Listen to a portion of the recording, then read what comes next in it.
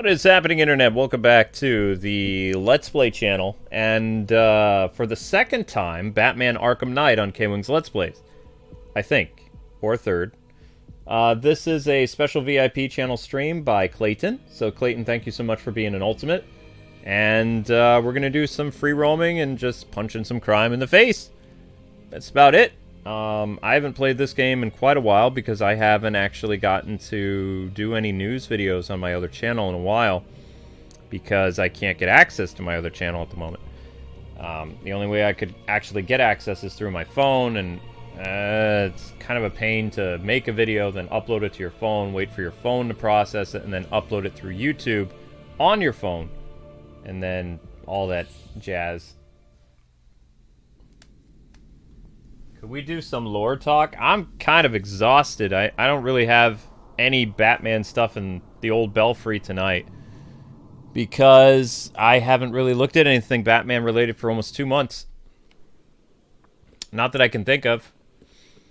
And I don't really read current Batman books. The only Batman book that I glanced at and bought, but I still haven't read, is the Chip Zdarsky thing with the Multiverse Batman. And the only reason I got it is a friend of mine really wanted me to pick it up, even though I'm not a super fan of Chip Zdarsky, whatever his name is, Chip, the newest Batman writer. He's okay. He's had both good stuff and he's had bad stuff in his run. Wasn't a big fan of his, you know, it's okay to loot and plunder. That was kind of stupid, having Batman basically be, like, rationalizing theft. I was like, that's not my Batman.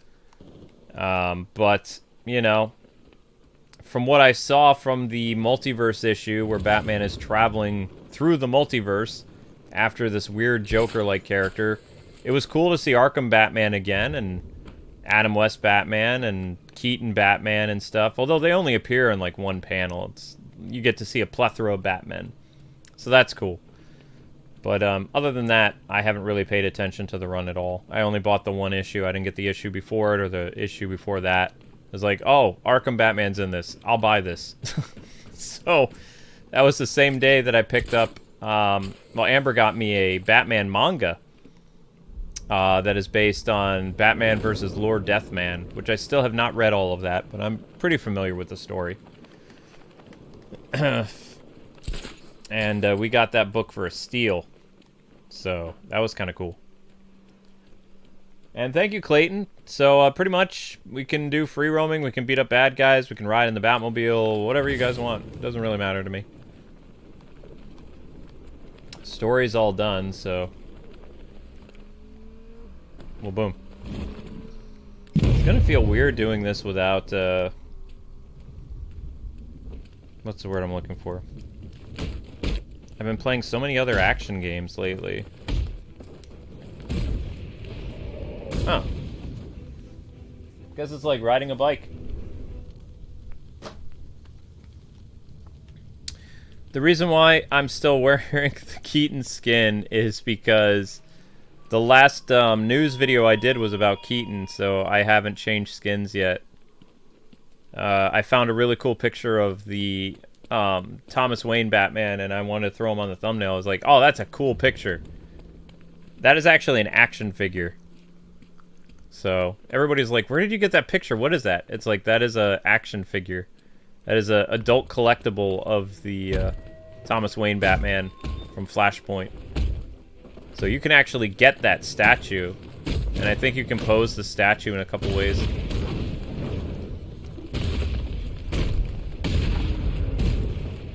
Yoink.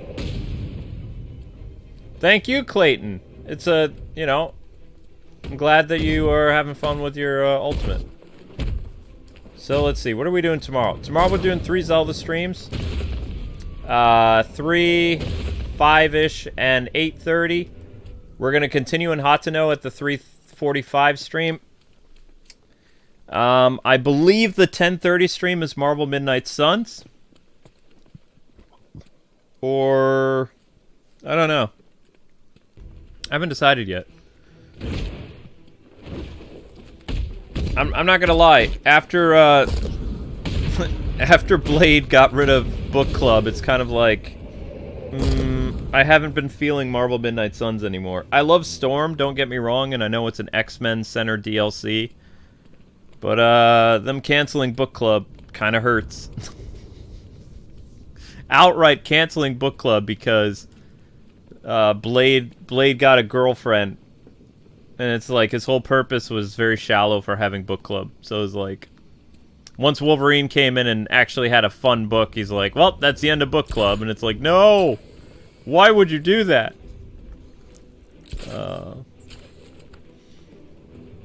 It's amazing that this game still looks better than Gotham Knight. Gotham Knights doesn't even compare visually to this game.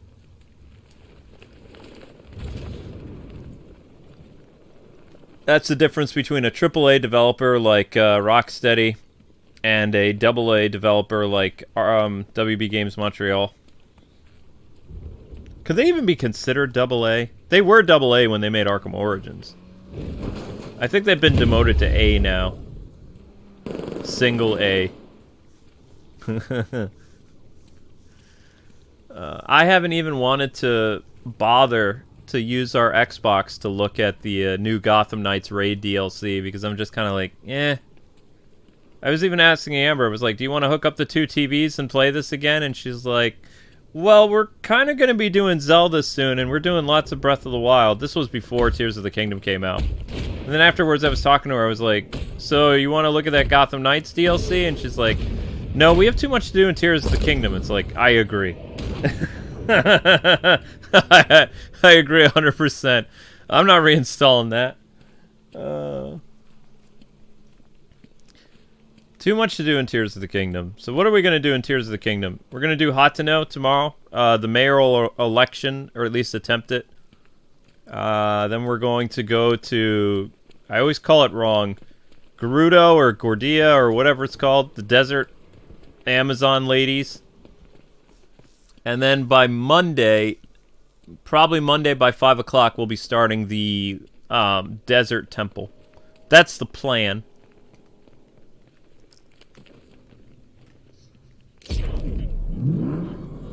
That's not the Keaton mobile. Okay, I'm messing up my rides here. I've got Ben Affleck's Batmobile with Keaton's Batsuit. What's going on here? What's going on here?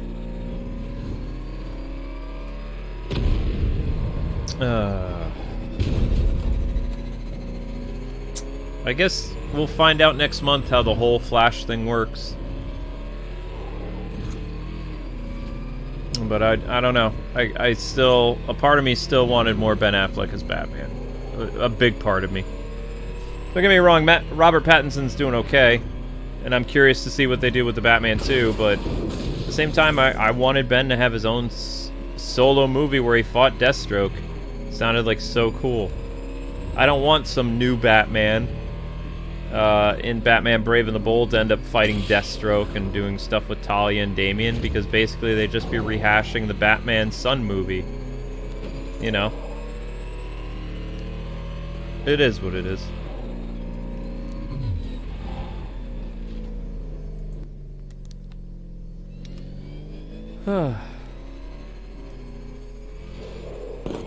Wow, I saw a green swirly thing in the back of my mind. I don't even want to tell you guys what I was just thinking.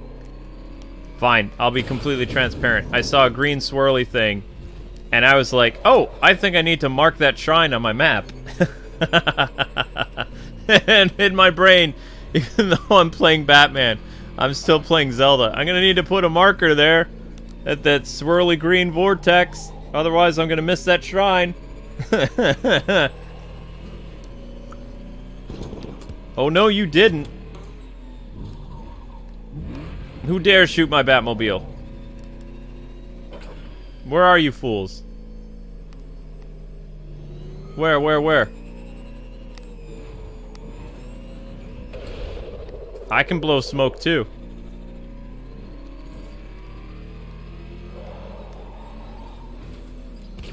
Gotcha.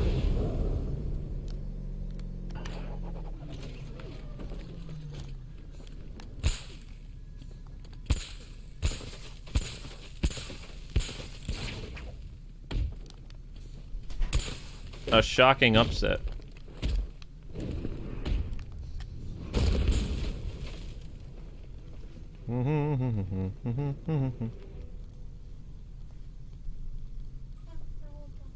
Yeah, and the only reason I muted the voices is because there is heavy swearing in this game a little bit, so I've found a way of bypassing and playing Arkham Knight on the Let's Play channel. Turn off the voices, turn off the subtitles so you can't see the swear words. There you go. Totally family-friendly action. That guy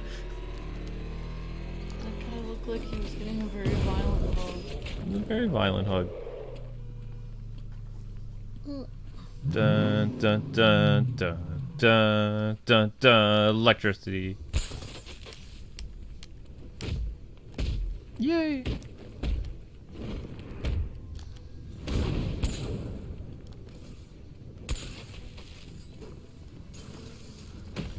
Oh! Where do you think you're going?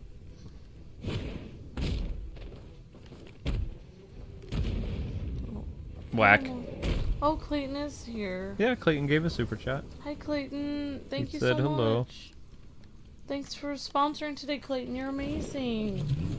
Clayton says, so apparently Zack Snyder said the original idea for the Amazons was them originating from Krypton, which explains the old gods and all of their magic use. Yeah. I don't like that. It just... I have no problem with Zack being a fan of the characters, but I really don't like his obsession with Kryptonians being the answer to everything in his universe. It just... I can kind of see why him and Jeff Johns and Dido and Jim Lee all ended up butting heads, because it's just like, the more you hear about Zack Snyder's thing, even though I wanted the world to continue, the answer to everything can't be Krypton. Actually, it's kind of weird. When I watched the Snyderverse and I saw the thing about the old gods, first thing I thought about was Mount Olympus with Zeus and all the old gods that people used to worship in ancient times. Yeah, no, he turned all those people, they were going to be all Kryptonians. Which is weird, because if you think about it, he even says, not Darkseid, somebody else says in the movie, there's no Kryptonians, blah blah blah, all this other stuff, and Darkseid was all excited, like, oh, no Kryptonian. But now you know that that had another meaning to it, because apparently the new gods that he fought before, even though they had powers that Kryptonians didn't have, if Zeus was a freaking Kryptonian, then he'd better be shooting eye lasers, but he was shooting lightning. He was throwing lightning bolts, and he was doing all old god stuff. But nah, they were going to make him a Kryptonian, and they were going to make them all Kryptonians. It'd be like, you want to know what's going to make this more interesting? New Krypton is alive and well. It existed in ancient Greece. There you go. Yeah, but it's not just, I mean... And Superman's not special anymore, because when everyone's a Kryptonian, no one is. I mean, but you could also, I mean, I'm kind of a nerd, but I think a lot of the stuff is based off of Greek mythology, but you can incorporate, like, you could have Egyptian gods in there, Sumerian gods. I mean, there's a lot of things that could be old gods. A lot of older gods that well, if they would have showed Egyptian gods, then they could have segued in Black Adam. Yeah, which would have been cool. I mean, there's a lot of different mythologies of old gods on Earth that are plenty powerful and creepy without having to be Kryptonian. Yeah, it's like, I'm thinking like an Oprah gif in my head. You're a Kryptonian! You're a Kryptonian! Everyone's a Kryptonian! Yeah, I find that weird because, like, I thought there was pretty much no survivors for Krypton, but now everyone's from there. Apparently they were maybe it was a scout ship or something that ended up like thousands or millions of years in the past. And they got superpowers, and they decided not to go back to Krypton. Why would everyone randomly find the same planet Earth? I don't know. It doesn't make any sense. The other loophole I love about the Snyder Cut is Darkseid was defeated by one planet, and he decided, like, that one planet he would never go back to again. and like couldn't find it. When it's like, if I got my butt kicked by that planet, I would make a mental note that would be the planet to go back to. Also, Darkseid wasn't the only one who saw the planet Earth when they retreated. It's not like they got sucked into a wormhole when, you know, they escaped. They boom tubed out of there. And it's not like their ships were all damaged that they couldn't use navigation anymore. So there was a lot of... When you really break down some aspects of Darkseid fleeing Earth, there's a lot of loopholes with it that don't make any sense. Even Steppenwolf, who was there on Earth, you know, fighting with Darkseid on his team, would probably remember the coordinates to Earth. But they just happened to lose it for millions of years. The only planet to ever defeat Darkseid. And just kind of ignores it. Alright guys, we're just going to forget this planet and move on somewhere else where we're not going to lose. Going to build up our team morale, and every ship that's in my armada that's left, all 100 ships of you guys, make sure you delete from your navigation systems this planet called Earth. Even though I left something very important here, the anti-life equation, we're just going to forget about it and go conquer other planets. Yeah, let's do it! Alright, let's go! You know, it just seems kind of weird. It's the only thing I think about outside of Robin dying that I never really was okay with. It was just kind of like, wait a second.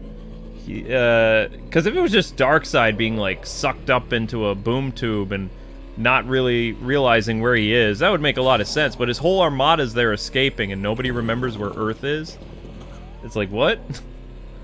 I finally found it, sir. Earth. The planet you've been trying to avoid for millions of years. What? I haven't been avoiding this planet. What are you talking about, Steppenwolf? You're dead to me. Oh, but sire, I want my own planet to conquer. Nope. You have to do all my dirty work, or I'm gonna eye laser you. But you're my uncle. You are dead to me. You brought up Earth. Anyway. Clayton said, yeah, he had, well, I'm actually keep missing everything. Hello. Where'd he go? He did have some weird ideas, but his story was really cool, says Clayton. His story worked, but the Kryptonian stuff wouldn't have worked. Like, I can kind of see why DC wanted to get him out of the picture. Like, some of his ideas were so out there. Some of them were good. Some of them were just... The 300 movie that Zack Snyder made was absolutely, like... Oh, that's an amazing film, one of the best films that's ever been made. It was unbelievable. I still think his director's cut of... the Snyder Cut, the Justice League movie, is one of the coolest movies I've ever seen for a comic book film. It was just missing Green Lantern. It's just missing Green Lantern, and he did not do the whole weird thing he was going to do where the Kryptonians were ancient gods. Like, it actually felt like, oh, these were ancient, you know, Greek gods doing stuff. It would have been interesting. I mean, it would have been an interesting take that the gods came from another planet, but the fact that it had to be Krypton also is kind of weird. But I mean, the fact that it could have come from Krypton, I mean, I guess they could have done that. I don't know, but it would have been weird to me, but I would have been interested to see what his take was on it. They had all that godlike power and they didn't want to go back to Krypton. Yeah, thank you for the super chat. Adam says Gotham Knights, the only knight needed is Batman, says Adam. Thank you so much for the super chat, Adam. Really appreciate that.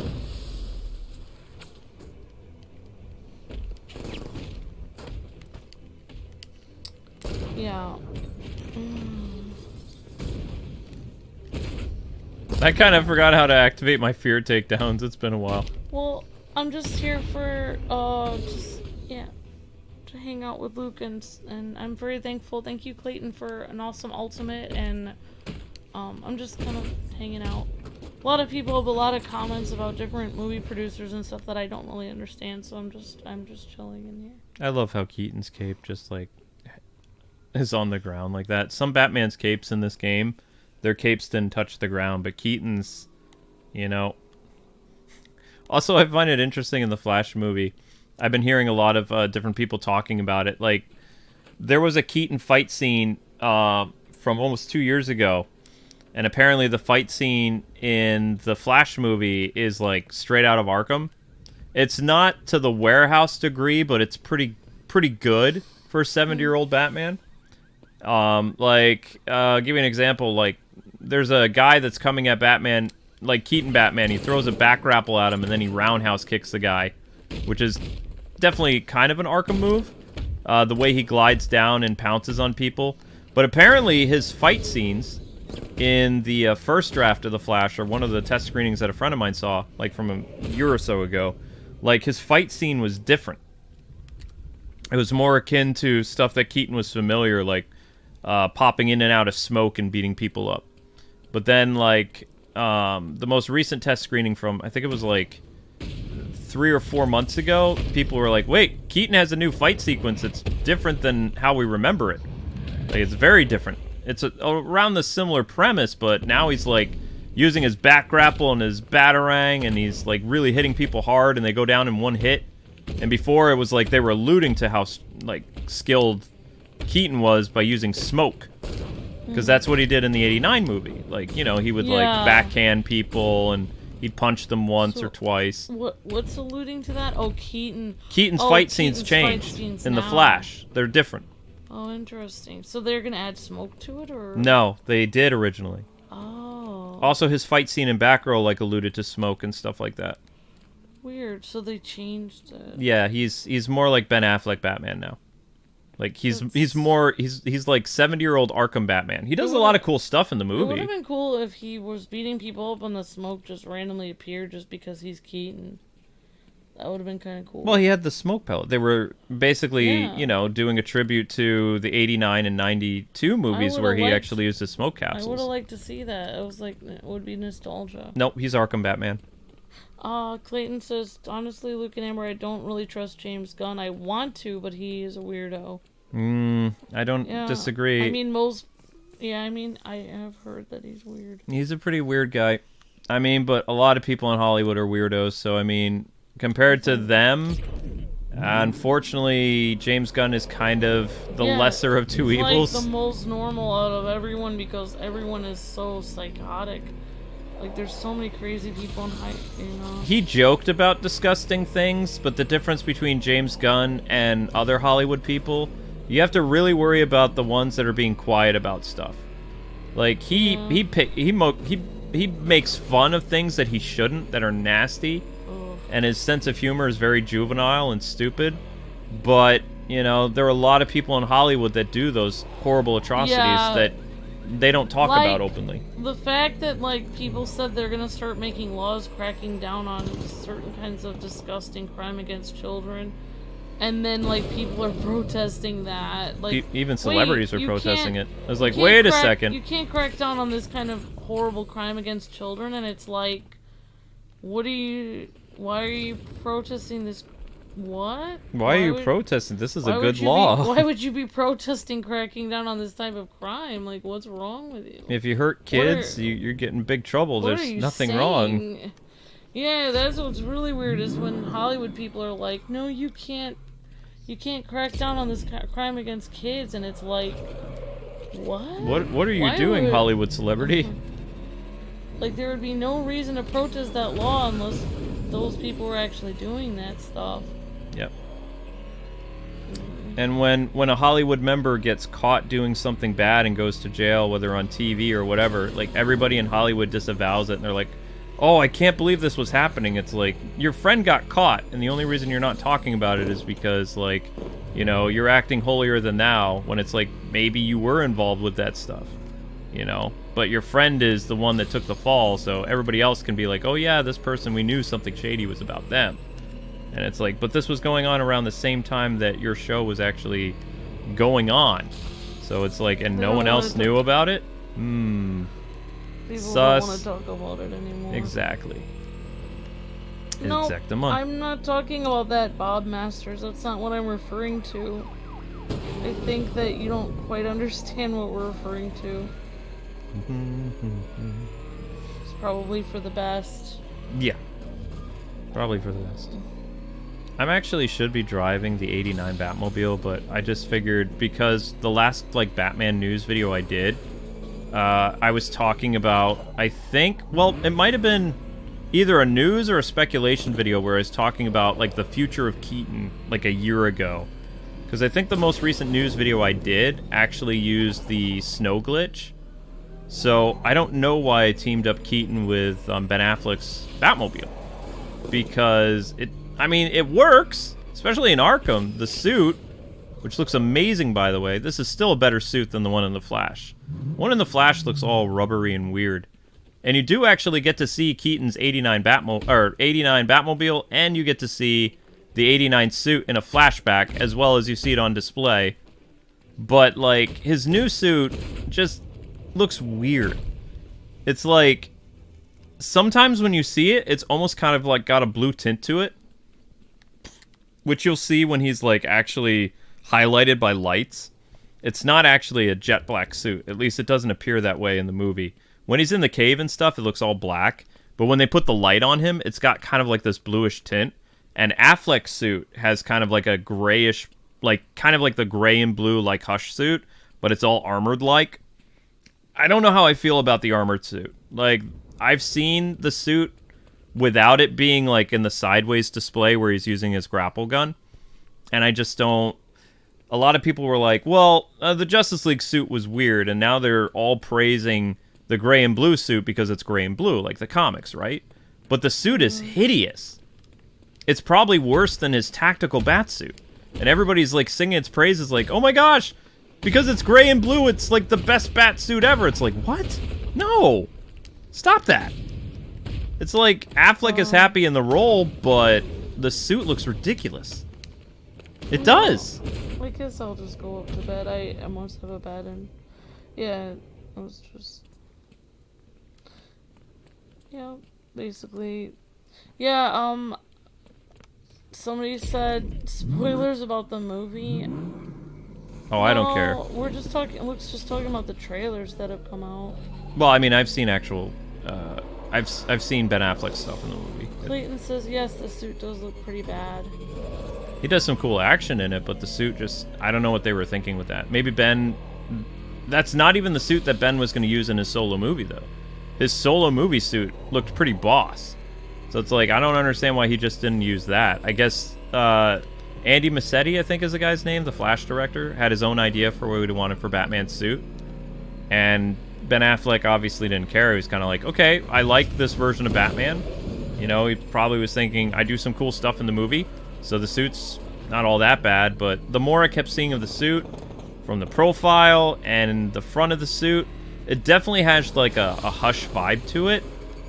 Like very like mid-2000s bat suit or early 2000s bat suit with the blue and the gray.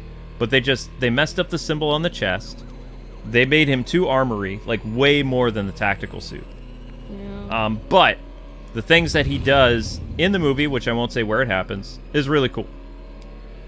That's all I'll say. Like, it's really good Ben Affleck-y stuff. Like, if you like Ben Affleck Batman, he imparts words of wisdom that you saw in the trailer, and he has, like, a cool action sequence. So, yay. But also he wears that hideous batsuit, which is... I probably like that suit the least compared to... I used to make fun of Matt Reeves' like, vampire cloak thing a little bit, but now I think Matt Reeves' batsuit is better than Affleck's last one. And Keaton's Flash suit is kind of it's okay. It looks better in the Flash movie than it did in the Batgirl movie. That much I'll say. So, you know, and we're gonna see that movie next month. You're fine. Do anything.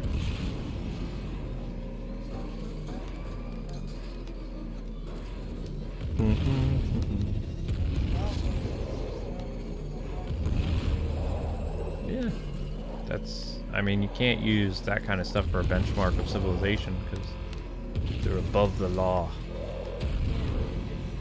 Oops. Whoops!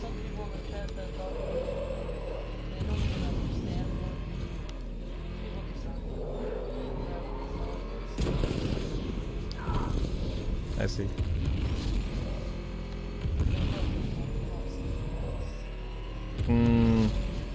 Interesting. Yes. Anyway, Clayton, is there anything you want to see in particular? You just want me to drive around, beat people up? Is there a certain area you want me to revisit?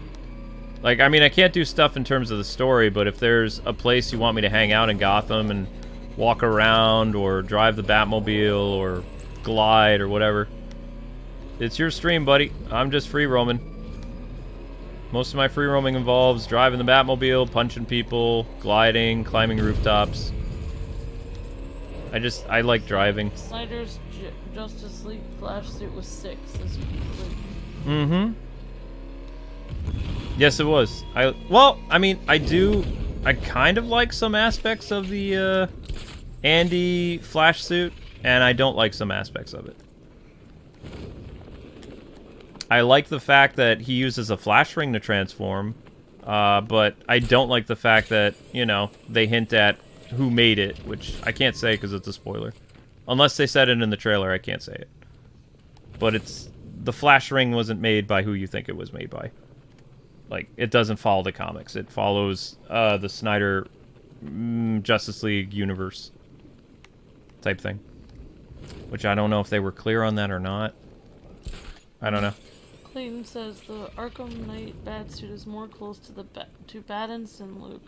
Put that one on. The Arkham Knight suit? You want that one? Okay. Sure. It's close to Battinson? I don't know if it's close to Battinson. I would say the one that's closest to Battinson is, So I'm changing suits! Changing suits! Okay, so that was Keaton. Intro. Keaton. And this one is... We did some Batmobile. Batmobile. And this one is going to be Arkham Knight. Clayton says, did Michael Keaton do stunts in The Flash like he did in Protege? Michael can still take names, bro, says Clayton. Oh, yeah, he can still kick butt and take names. I don't know. Like, I know that his stunt guy was involved in a lot of stuff, like Keaton's guy was. So maybe Keaton did some stuff. Either that one or Noel, says Clayton. We'll find out, like, more once the, what do you call it? I think Noel is closest to, the bat suit. Like, for Matt Reeves. Because this, where is it? The Arkham Knight suit? Kind of, well, some aspects of it, like the way the bat symbol looks. Batsuit V804. Why did I get this one? Pristine edition. This was the battle damage one. Every suit has a new suit for a new enemy. But yeah, like basically, I don't really know if James Gunn is going to be good for DC. We'll find out. He seemed to make good stuff for Marvel, but I feel like he's a double agent and he purposely makes terrible stuff for DC or something. I don't know. We'll find out with as long as he picks the right person to play Superman, someone that looks like Superman. I don't have any issue with it. You know, I just wish he would have gave Henry Cavill a shot or Chris Pratt or somebody. But you know. Because their argument is they want to make sure that they get characters that look like the characters, but then if they change who either Batman or Superman is, then they're not actually comic accurate anymore, are they? So. People were saying that, I think it was Clayton or somebody else that was saying he keeps saying he wants younger and younger and younger actors. Yeah, I know. It's weird. The last time somebody said, they brought up an actor for him and they said that person was too old and that person's like 38 or 37. Yeah, and James it's like, Gunn is old. well, James Gunn is really old now. So it's like... I'm going to do Noel. Noel looks closest to Matt Reeves, and I'm going to change up my Batmobile, too. I'm going to use a really ridiculous Batmobile, because I can. The Batmobile we're going with is... 60s! Dark Batman, 60s Batmobile. Hooray! Oh, he's not going to play Spider-Man anymore? Whoa. Interesting. Oh, that's too bad. I guess he sees Marvel as a sinking ship. I don't know. I don't know. What are we doing? Noel. Noel Reeves. There we go. Adam West suit. Yeah. I mean... all that's missing from this suit is, like, if he had, like, the camo pants, His bat symbol's a little bit too big because it bleeds right into the cowl. But I mean, and if his ears were just a little bit bigger, it's the right color scheme for Matt Reeves' bat suit, though, pretty much. Yeah. And the cape isn't too long like Matt Reeves' bat suit because his cape doesn't fully envelop his body yet for Matt Reeves, and his cape turned into kind of like a what was it, a flying squirrel suit. Like he looked like a Mission Impossible dude, like spelunking off buildings. I think that was the only thing I didn't really like about Matt Reeves' Batman movie. I think my favorite character in Matt Reeves' movie, the one who had the most character development, was the Spanish cop. He started out hating Batman, and then he started to understand Batman. He was a big fan of Bruce Wayne. He was like a fanboy, like everybody else, and taking out his phone, being like, "Oh my gosh, there's a celebrity." He was like the most like human character in that entire movie. And then he had a complete change of heart and even helped Batman like figure out how to use a tucker. So he has the most character development in that film. More than Bruce Wayne, more than Catwoman. He's got several arcs, and he's considered a side character, and he's coming back for the Penguin show. That to me is awesome. So that means we get to see more of the officer. Yeah. Yeah. I liked him. He started out as kind of a jerk, though. He was like, you know, whoa, whoa, whoa, whoa, whoa, this is a cop-only zone. You can't come past here. You know, Gordon's pet bat. You know, he was really mean to Batman in the beginning. I can't even remember it. I can't remember his name. I think his name's Officer Hernandez, but I can't remember. Sounds like a cool name. I mean, maybe I gave him a cool name, but... Yeah, I liked the Matt Reeves Batman. It reminded me of, like, don't get mad at me, it reminded me of the Daredevil movie with Ben Affleck or the Michael Keaton 1989. It was all this gothic stuff with, like, really artsy, like, filming and stuff like that, and interesting camera angles, and everything was about filming, like, these huge gothic, like, everything has to do with, like, the Gothic cathedral and everything, and it was about kind of, like, the difference between good and evil, and it was really interesting. It was super artsy, like, the movie. Was it Officer Ramirez? Was that his name? It was a really interesting movie. I'll be, like, curious to see what the next Matt Reeves Batman is. It's an HBO Max show first. It's about the Penguin and about the Falcones and the Morones and the Penguin, like basically, you know, coming to the surface and becoming the crime boss that everybody knows he is in the comics. Like after Carmine Falcone is killed, then Penguin, after, you know, Gotham is flooded, the premise of the show takes place like 6 months after the movie, I believe. And Penguin is going to be rising to the top of the crime thing as, you know, not the kingpin, but like one of the big crime bosses in Gotham. Yeah. That'll probably introduce other crime bosses as they go. And I believe Matt Reeves' plan is to have Robert Pattinson show up a few times as Batman in the Penguin show.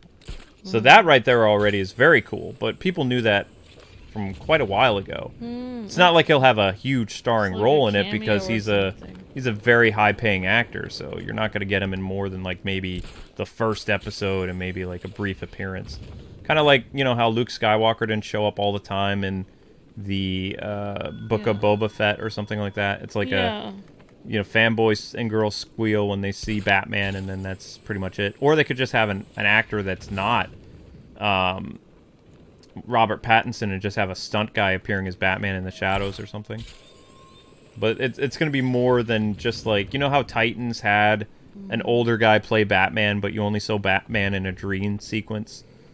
Like, they just kind of alluded to that, you know, Batman is in Gotham all the time, and Dick is talking about his past, but you never see Batman in his suit. You just see him as this kind of older looking, like, Batman that's very grumpy but acts like Adam West, which is weird. Yeah, that makes sense. Yeah, I kind of feel like they did the squirrel suit thing on purpose to make him, like, appear weak, like he didn't know what he was doing, to show that he was, like, failing at trying to be Batman or something. Well, it's a perfect hero's journey movie next to Batman Begins. I still think Batman Begins did a better, like, year one type scenario. I know it's supposed to be like a year two-ish type movie. And Bruce is dealing more of the duality of his character and, you know, trying to make Bruce Wayne a bigger figure of his life and stop being this creature of vengeance and become, like, a beacon of kind of hope for Gothamites to look into. Which, the beacon of hope thing is Superman, though. That also was kind of like... Batman's a very compassionate person, but he doesn't see himself as, like, the bastion of hope for Gotham. He's like a vigilante janitor that cleans up the streets and keeps people safe, but he's not trying to be a poster boy out in the light, you know. But he's also not like this spirit of vengeance that Matt Reeves' movie begins with. Like, he doesn't even call himself Batman until near the end of the movie. He just refers to himself as I am vengeance. Yeah. He's a personification of vengeance in that film, which is fine. But, you know, I think that a better year one, year two movie would be Batman Begins and The Dark Knight. But that's just me. Oh, that's very sweet, Irene. Playing Metopia for the first time. I have you and Luke in my party. Fun. Ambi-chan the mage and Luke the... Did you make me an imp? I think it got auto-corrected. It says thrift. So I don't know what that's auto-corrected from. Probably an imp. I'm a cook, and I take great delight in whacking people with my frying pan, and Ambi-chan looks cute with Leia hair and pink glasses. Well, very nice. Thank you, Irene. That's very sweet. Hope you're having a great night, too, Irene. Thanks so much for hanging out. And thanks again, anyone who's coming by. This stream is sponsored by Clayton in the chat or CPZ Goat 003. Yeah, I kind of liked in Batman Begins. I feel like it was a more fun origin story, and the reason why it was more fun than Robert Pattinson is because Alfred and Bruce did everything together, like they were like a team. And I think that made everything more fun. Like, without Alfred, he couldn't have done it. Like, he kept saying, oh, I'm spelunking in here. He's like, you know, and also, not just Alfred. It was a team of 3 people, really, because also, they closely worked together with Morgan Freeman's character. Lucius Fox was also, like, it was like a 3-man team, really. They need to bring Lucius Fox back. Lucius Fox was, like, so integral to the creation of Batman and Batman Begins. Because every single thing that he was doing, he's like, oh, I was spelunking, and he's like, okay, you're gonna need to tell me what you're doing here, because I can't help you if you don't tell me what you're doing, because he was literally failing trying to do it on his own, and Lucius had to give him all this tech. Yep. And also, Alfred had to help him, like, not go insane and just be that person next to him all the time. So without the two of them, Bruce could have never done it. Whereas Robert Pattinson's Batman is just crazed, like, vengeance. He doesn't really need anybody. Yeah. He really does need people, though. Like, there's no way he could... I think that's what he's going to learn in the second movie, is that he needs his allies more. Because he was hanging out with Gordon in the movie, and they're definitely kind of friends, and they have, like, you know, kind of like the outlaw and the sheriff of town, like Wild West, like, you know, they work together and they're familiar with each other's, you know, ways of doing things, but they're work friends. They don't have like a really close friendship yet, but they have like a common goal to take down crime. Like, more so, I would say the relationship in the Nolan movies for Commissioner Gordon is more like work friends, and you can kind of see that Matt Reeves' universe, like Commissioner Gordon and Batman, are becoming like closer as friends.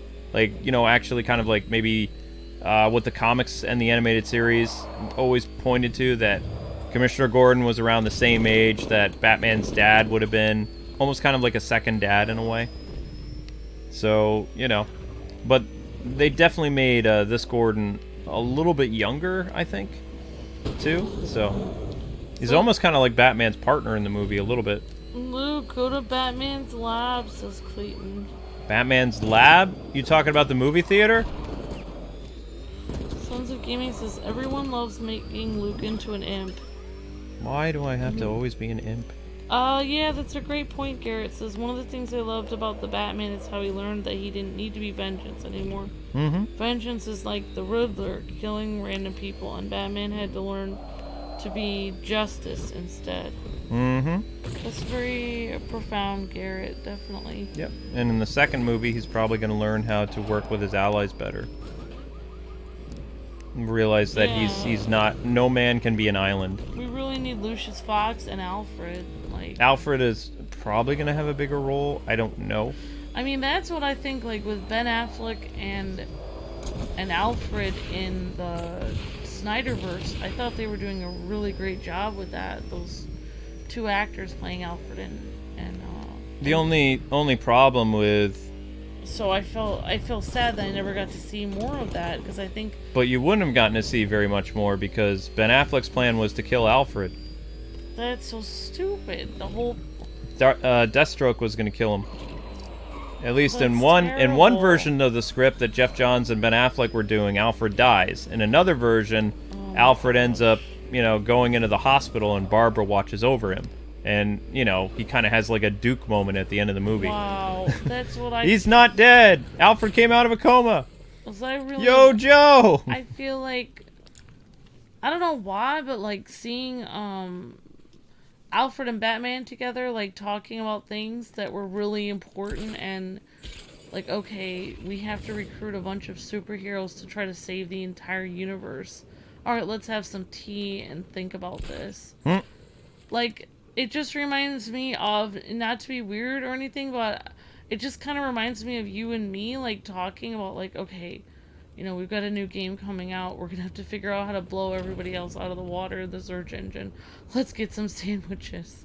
Like, it feels like they're trying to do something impossible, and they're sitting there talking just normally. And it's such a cool thing to see, like, two people just trying to plan something really exciting together, like an adventure.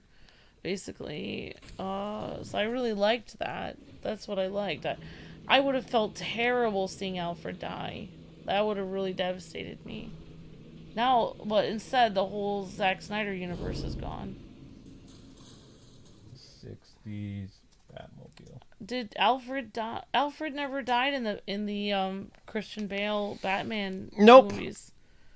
Thank goodness for that. Well, the reason why they were going to kill off Alfred, or at least get him mortally wounded or messed up, is because, like, Deathstroke learned something that you didn't see. Because, remember, what's his name's like, shouldn't we have a league of our own? Like Lex Luthor at the end of the Justice League, like, Joss Whedon movie. At the end of the Snyder Cut movie, which was the original Justice League ending, which bled into the Batman movie, Deathstroke learns the one responsible for killing his son was Batman, Bruce Wayne. So then Deathstroke plans out this whole revenge scenario to basically steal Batman's wealth, hurt Batman's friends and family, like kill them in front of Batman if possible, and also he wanted to cripple Batman's reputation. So, he's basically going around, and the movie was going to be like a murder mystery, kind of like a James Bond movie, which is what Matt Reeves has, said it's kind of like. And it was going to focus on Batman trailing this serial killer. Eventually, he would learn that it's Deathstroke. Deathstroke would basically... He was very inspired by Arkham Origins. And in Arkham Origins, Bane nearly kills Alfred. So the same type of thing was going to play out. Instead of Bane, Alfred was going to have a run-in with Deathstroke in the Batcave. The Batcave was going to be blown up. Alfred was going to be blown up. He was going to either die or he was going to survive. There's two different drafts flying around that a lot of fans are aware of. Well, whether or not he survived or not, he wouldn't really be in the scenes anymore because he'd be stuck in the hospital. So really he would, just like, how Alfred was in the hospital a lot for the Batman movie, Yeah. Yeah, similar to that. And then maybe Alfred would have had a bigger role in the next Batman movie. But Batgirl was going to be in the next Batman movie or Justice League movie or whatever they were going to do. Yeah, it's really hard to get the dynamic between Alfred and like Batman right, because it's not really weird, but there's such an age difference and they're completely two different people. Like Alfred is, of course, I like the idea of Alfred like having military experience and combat experience, because then he can completely relate to what Batman's doing. Like he completely gets it. As long as they didn't remove the Jeremy Irons Wonder Woman and Batman scene from The Flash, you'll get to see the wonderful dynamic of Alfred, Batman, and Wonder Woman again, which a lot of people loved about Zack Snyder's universe is the inclusion of Wonder Woman into Batman's dark world. Like, they were forming a relationship. Like, Alfred understood that, you know... Yep. He got that Bruce liked her, and that, you know, it was almost like... You could tell Diana likes Bruce in the Snyder universe. So the fact that... I'm not going to spoil it, but there's a really sweet and funny scene between Wonder Woman and Batman. Like, our Batman, Ben Affleck. Although, when usually we speak about our Batman, we're talking about Keaton, because Keaton's from our generation. Yeah. Ben Affleck Batman has a really awesome moment with Wonder Woman that's both funny and action-packed. And that's the last we see of them because of... Who's the villain now, Flash? What is Robert Pattinson's suit made of, says Clayton? I don't know. It's gotta be like nitinol or titanium or maybe Kevlar underneath. It's some type of lightweight material that is both bulletproof and flameproof.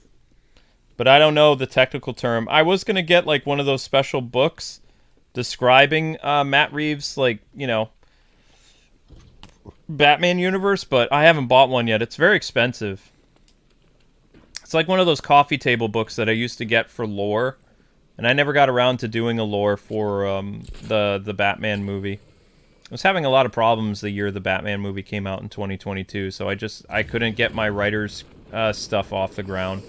And also, we're having more problems now with the Let's Play channel, but the problems kind of started or got worse in 2022. So I just kind of it was a massive writer's block. And now I'm really depressed because when our computer broke, it had all my what do they call those? Passcodes? No, not just the passcodes. It also had all my Batman lore that I had been kind of building, and I was never quite done with it, but I was writing notes when I had different ideas, and all that stuff is gone. It was non-salvageable. So it's I've just been in the past 2 months, I've just been kind of in a funk. I'm very sorry. Accidents happen. 47. Movie theater. Do you want another bat suit, Clayton? Or you want me to stay as Noel for a little while? Whoop. Because I'm going to jump on rooftops now. You okay? Yeah, I'm just... You're tired? Yeah, no worries. No, I don't want to ride in the Batmobile anymore. Yeah, you have a lot of questions about Marvel and DC, I don't know.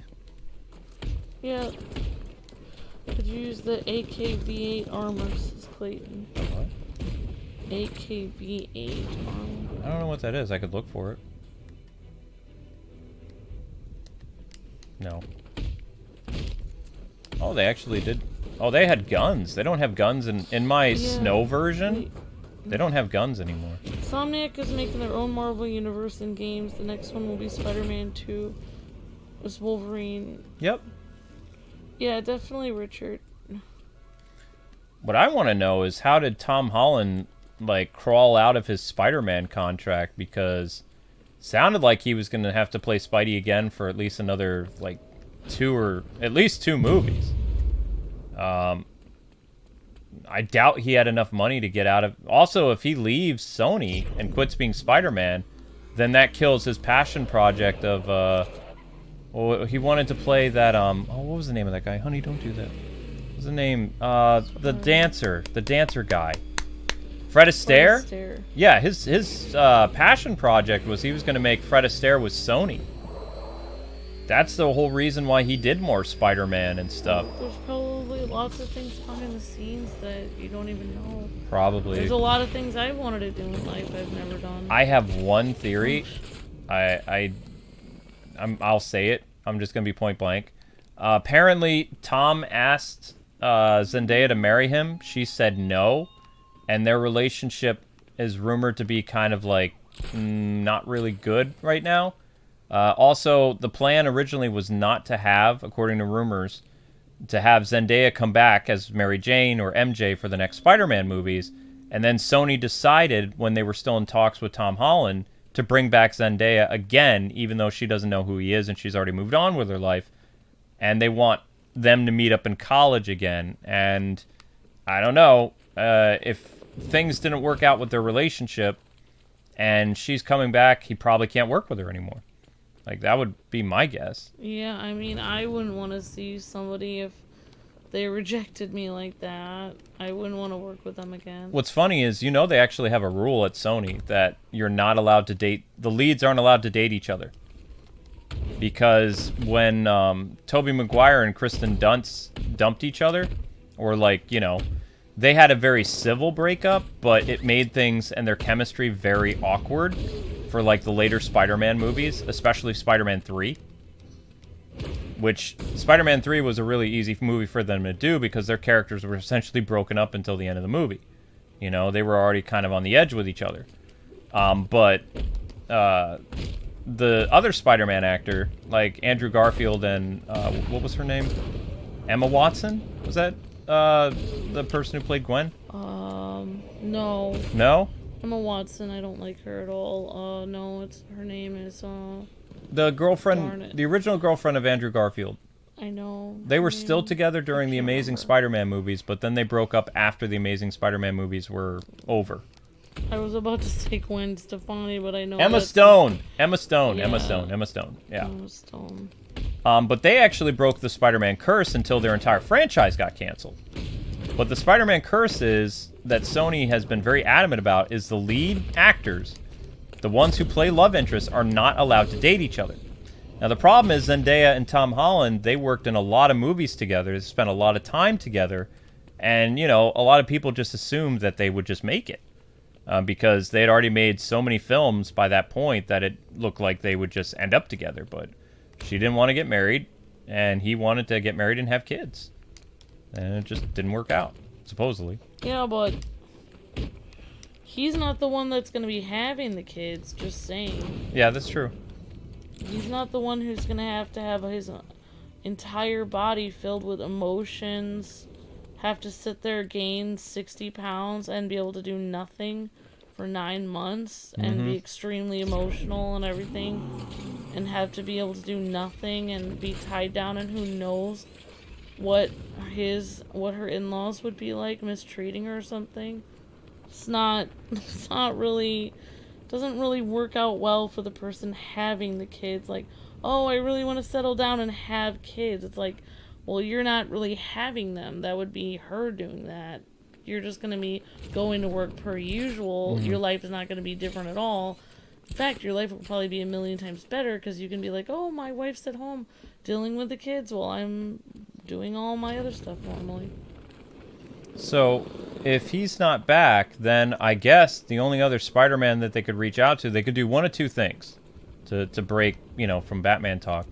They could either get Andrew Garfield back to do his third Spider-Man movie, which people wanted him to do, and introduce Miles Morales in his universe, or what they could do is they could have Tom Holland's character appear and pull like a Jason, Kimberly, and Tommy, or Trini, and have his character get killed in a Marvel crossover movie, and that's the end of Peter Parker of the Marvel universe. You know, just have use some sound bites of him, like, watch out, and he jumps in front of some type of alien weaponry and then disintegrates. Well, there goes Peter Parker. You know? It's like, it's not impossible to get rid of their characters and then just be like, oh, we'll just, you know, do an Into the Spider-Verse thing and have Peter Parker die, except he won't have a substantial role in Miles' movie. But I think there would be more substance if they make a Spider-Man movie about switching gears and doing more of their multiverse thing and just have Andrew Garfield come back, do his third movie, and introduce Miles in Andrew Garfield's universe. Or, to be really different, you bring Tobey Maguire back for his fourth Spider-Man movie and have it be about his daughter, Mayday Parker. And have Spider-Girl be the new focus instead of, you know, Gwen or whatever. You know, change it up a little bit. So that's my Spider-Man, what I would do. Like, I would probably do the whole Trini and Tommy thing and just have them get killed off, you know, on screen with their helmet on so you can't see them and just use their voice. I think it'd be funny if you have Hugh Jackman there for, like, Secret Wars or something like that, and Tom Holland flies in, and then some type of monster or whatever basically uses his hand and swats him down. And then you have Ryan Reynolds or Wolverine be like, oh, Spidey got squashed. I don't know, just something like that. Thank you for becoming a member, London Drake. I'm dark. Oh, we're at Deanie's. Wait, is this Deanie's? Alright, I want to change suits now. It's my turn, Clayton. I'm going to change suits. Goodbye, Noel. My turn.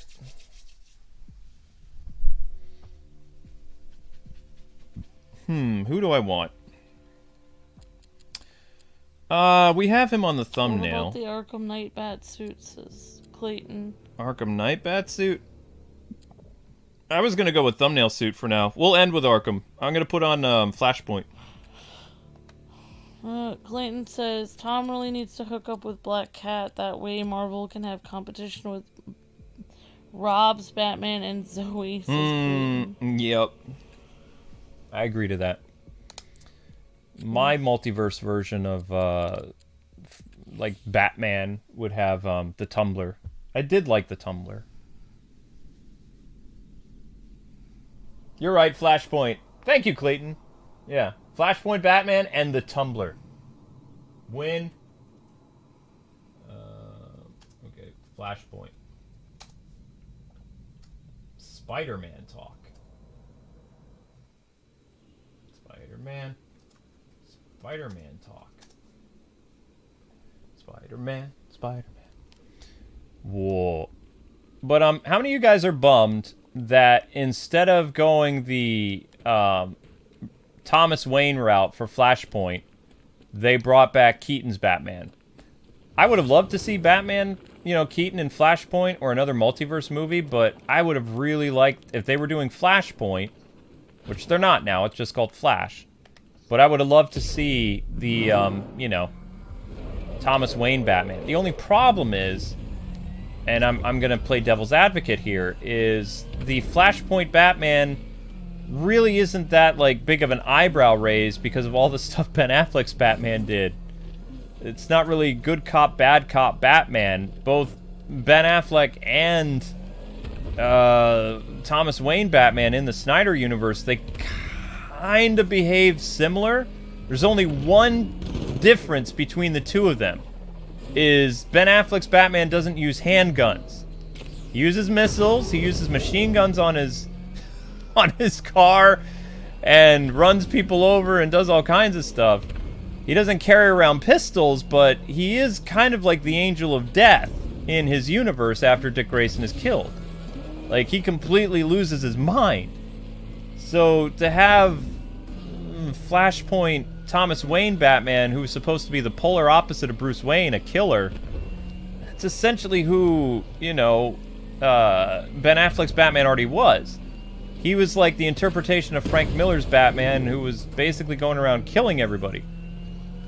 Manslaughter Batman. Very cool Batman, but, you know, he was on his road to redemption by the time Justice League came out.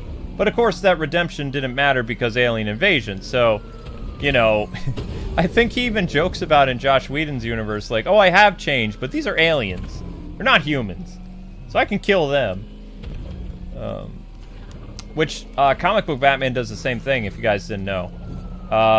Wonder Woman kind of talked to Batman in the mid-2000s. They were being invaded by Doomsday alien clones from Darkseid and a bunch of parademons, and Batman refused to use guns, but they're on Themyscira, and he grabs a sword and this, like, Amazonian axe that's enchanted, and he just starts hacking up like Doomsday and Parademons, and Superman and Wonder Woman look at him like, he's like, what? They're aliens. I'm not breaking my code. Then he goes back to hacking and slashing people.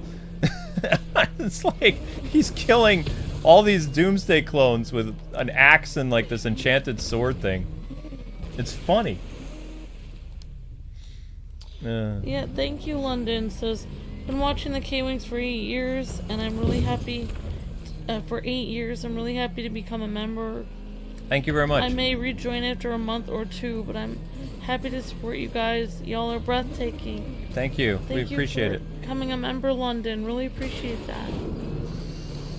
And thank you for watching so long and for the kind words. Really appreciate that so much. And thank you again for Clayton for sponsoring today, and for all the members and in the chat, and also for the super chats, guys. Did you see how his cape doesn't really touch the ground though, honey? It comes up to his ankles. Whereas Keaton's cape, like, was epic, and it made him appear like the Shadow Wraith type thing. But look at Thomas Wayne cape. Comes up to his ankles. Whoop. Yeah. Yeah. So every Batman's cape in this game is actually different. Like, all the different skins have, like, different size capes. So when is the new Robert Pattinson Batman movie been coming out? 2025. Oh my god. Yep. 2024 will be the Penguin show, I believe. Yeah. Yeah. I don't know. I mean, really, Robert Pattinson is actually older than Henry Cavill, which is so ironic. So next year is going to be in 2024. We're going to get the Penguin show, like probably in October. And then we're going to get the Joker movie, which I don't think I'm going to go see the Joker movie. I didn't hate the first one, but it was too psychological for me. Irene says, I adored Ben's Batman. Mm-hmm. Yeah, definitely, Irene. Well, he had a redemption arc, though, which a lot of people forget. Like, if you see BVS, like, Batman is a cold-blooded killer with nothing to lose and nothing to gain. He's a broken man. He is introduced to Wonder Woman, where he starts to soften up a little bit. He's also realizing that Superman's not all bad, and he's not here to destroy humanity, he's here to save it. And then he realizes his mistake, and he works with Superman, but then he realizes that he's kind of at fault for Superman dying in the first place, because literally, based on Batman's crusade, somebody explained that the things that Batman was doing had inspired Lex Luthor to also try to kill Superman at the same time, which led him to create Doomsday. Like, he was inspired by Batman's murderous crusade that he actually wound Batman up to, fight Superman anyway. And he was trying to play both sides against each other, but then he entered as the third party, who also entered the chat as a way to take down Superman. So, if Batman didn't succeed in killing Superman, then he was going to find another way of doing it too. So he was kind of inspired by Batman's, like, ferocity and other things to, throw his hat in the ring. Yeah, I mean, like, think about, like, the mentality difference between Robert Pattinson and Ben Affleck's Batman. Like, when Ben Affleck was talking, or his Batman, he was saying, if there's even a chance that, he's evil or whatever, we have to take that as an absolute certainty. Batman was a Sith. And he was just like, I'm ready to go. I'm fighting him no matter what. Unless he gives me a reason not to, I'm going for it. Whereas Robert Pattinson... My mom is your mom's name. Whereas Robert Pattinson is always kind of like... It's like his heart is open. Like, he's always kind of looking for... Like, when he's talking to Catwoman and stuff, he's looking at things and he's... Like, like things are changing his mind everywhere he's going. It's because he's a different type of Batman. He's based on the writings of the 2000 Batman. Yeah, because with Ben Affleck's Batman, you could have the entire city telling him not to do it, and he would be like, sorry, I'm not changing my mind. Like, I've already decided to do this. Like, there's nothing you can do. Ben Affleck's Batman was inspired by 3 Batmen. It was inspired by Michael Keaton a little bit, and then the Arkham Batman. And there are 2 different Arkham Batmen that inspired him. Also Frank Miller, so there was 4. Frank Miller Batman, Keaton a little bit, and of course Arkham. Ben Affleck's movie scripts all very much stem from the attitude and the way that Batman appeared in the Arkham games. Kind of like the silent Avenger who only speaks when he's really spoken to. That's why, if you really go back and you watch his appearance in the Suicide Squad, like, David Ayer, who did it, like, he actually consulted Ben on how Ben wanted to play Batman. And Batman was, for the most part, very quiet. That's why when I said, wow, this is kind of like the animated series Batman, when we saw him in the Suicide Squad, he only had 2 lines. And then he had, like, 3 lines as Bruce Wayne. He said, you don't want to do this in front of your daughter. And then he said one other thing.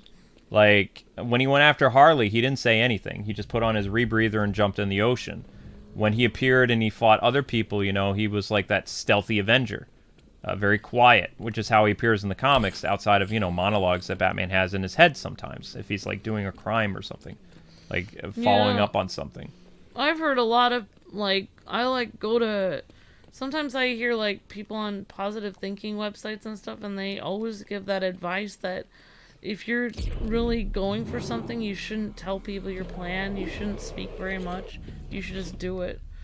So I feel like if you're gonna get a lot of things done, like Batman, he has all these plans and he's working towards something, it's better for him not to speak.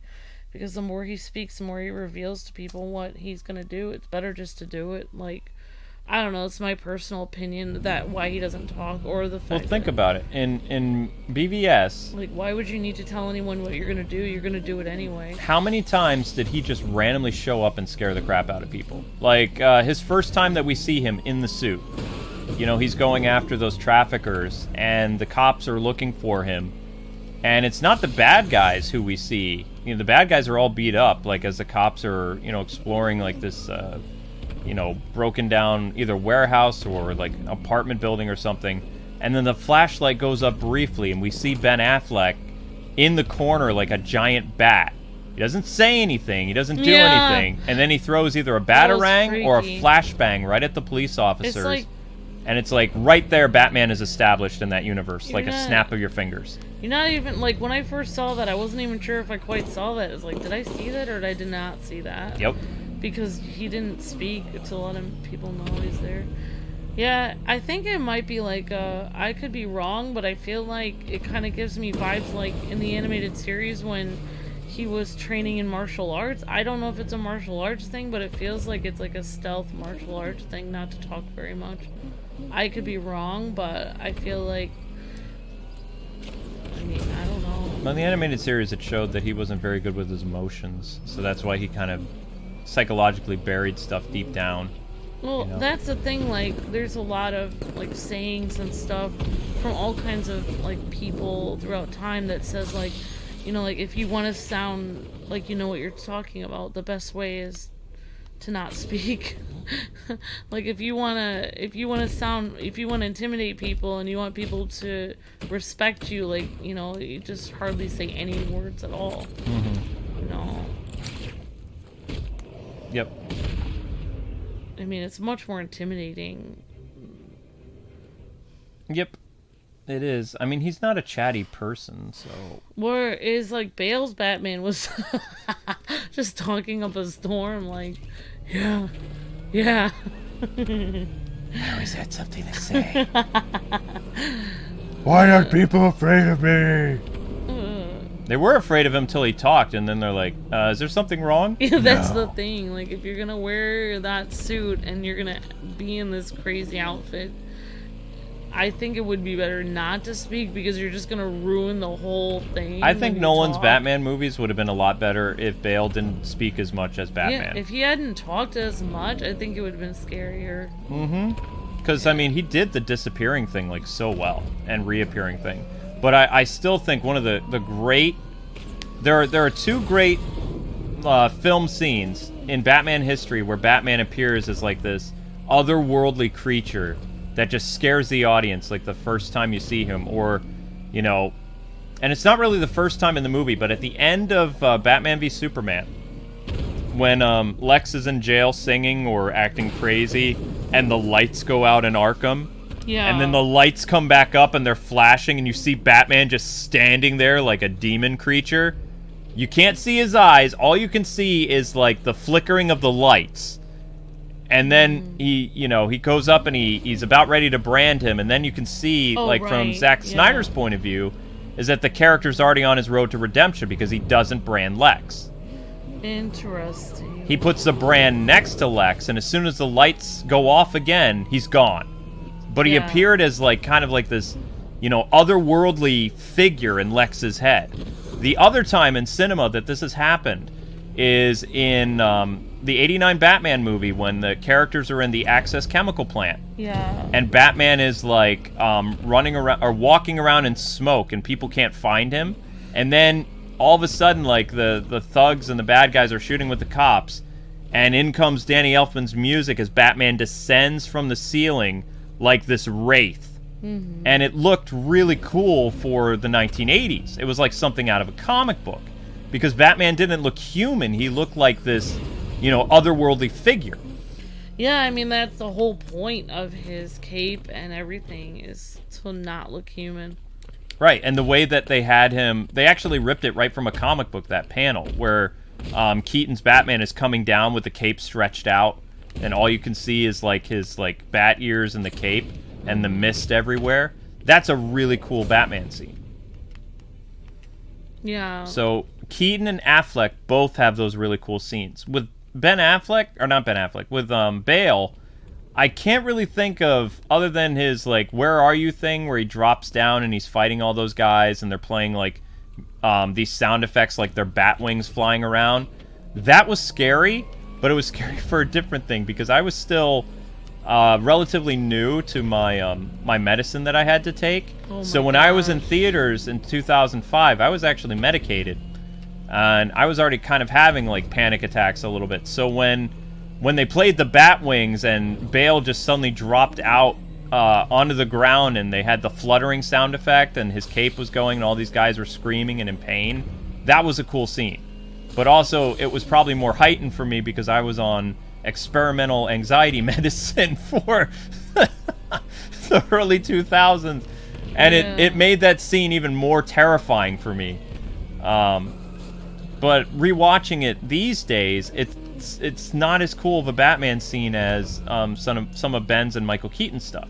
It was cool then, because it was like my first time seeing it. But the more I've seen the Batman Begins movie, which has a lot of great scenes, but there was just something about seeing that in theaters with the surround sound when the cape was making the Batwing noises. Yeah. Because it sounded like a bat's flapping wing. That's what Nolan was trying to do.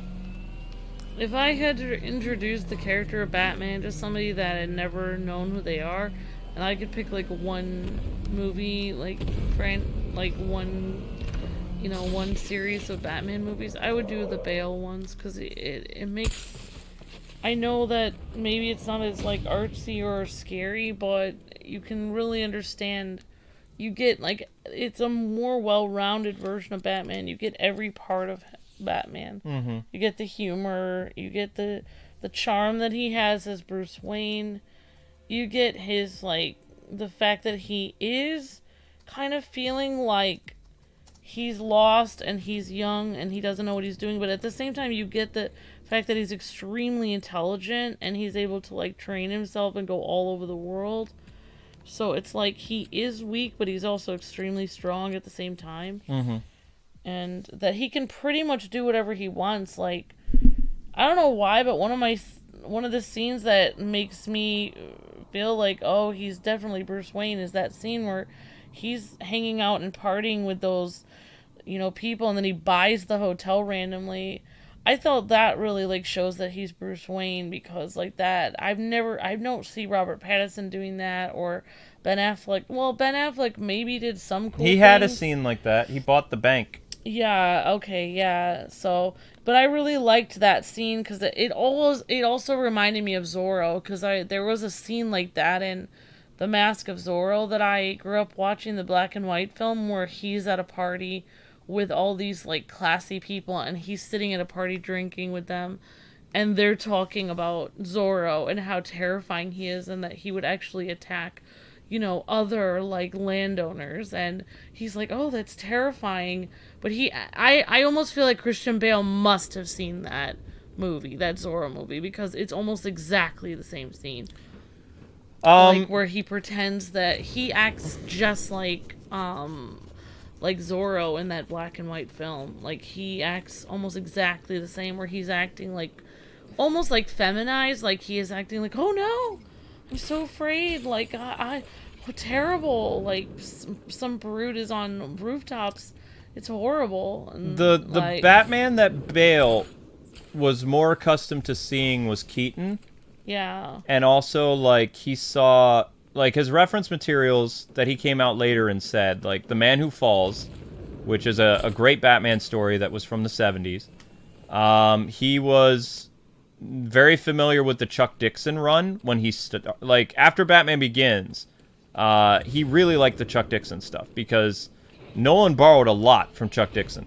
Like, the characterization, some of, like, the more, like, Batman getting hurt a lot more, which, the Chuck Dixon run, Batman did not really have a very, strong suit. It looked like he almost was just kind of wearing, like, in the 70s, just, like, a regular spandex suit with maybe, like, a bulletproof vest underneath. Like, both Chuck Dixon and Neil Adams' Batman got roughed up quite a bit.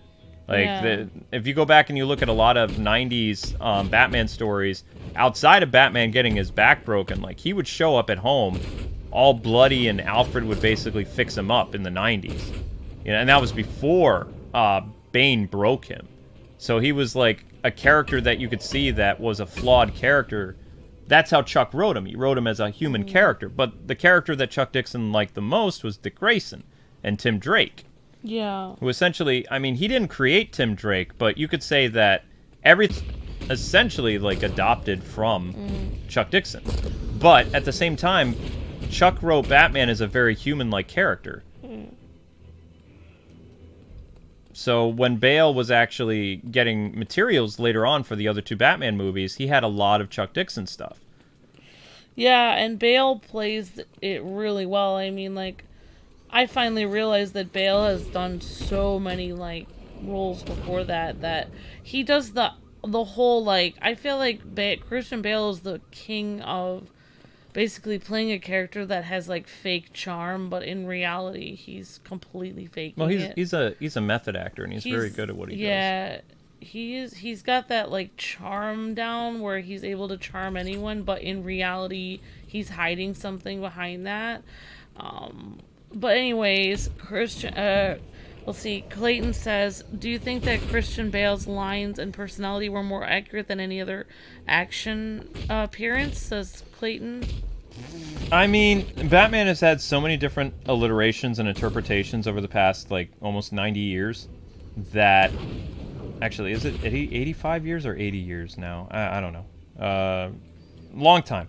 I'm between Bale every and Batman Affleck. actor since Keaton has always been given, when they're cast as a role, they're given they're given the graphic novel The Dark Knight Returns.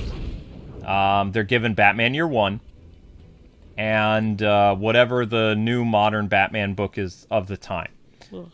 Keaton was heavily inspired by not necessarily the Frank Miller Batman, because he didn't get it because Batman wasn't this old character. Like, he kind of looked at Tim Burton, and he was kind of like, Tim, what's this? You know, what's this old guy's problem? I don't get it. He's like, this guy I get the Year One thing. He says, that's neat. And he says the old stuff that because Bob Kane came to the set and he gave Keaton some Golden Age comics. And even though Batman didn't have a lot of one-liners and stuff, I would argue with a lot of people that Keaton's Batman is Golden Age, like Bob Kane, Bill Finger Batman, based on, you know, his arsenal, some of the stuff he does. Yeah, his suit's all black, but he kind of acts like that Golden Age Batman. He does kill people, you know? Yeah, he does often kill people. He also sees it as a job, like when he's talking to Vicky Vale. You know, it's time for me to go to work. He's still out there. He sees Batman as not like his crusade on crime. It's his job. His job is to keep the city safe from criminals. It's not like a holy crusade for him, like it was for Bale. It's like a volunteer job, like some people, like, they don't need to work, so then they volunteer at the soup kitchen every day. So for Batman, that's his soup kitchen that he volunteers at every day. Now, they changed that for The Flash, though. Is beating up people. In The Flash, it's been his holy crusade for like 30, 40 years. But in Keaton's movies, it's just a job. It's his night job.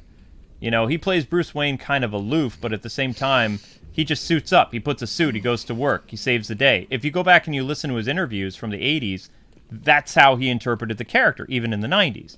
Val Kilmer had a psychological aspect to Batman, because at the time, the big psychological profile was very big with Batman the Animated Series, which is something that constantly Warner Brothers tried to throw into both Val Kilmer and Schumacher's face.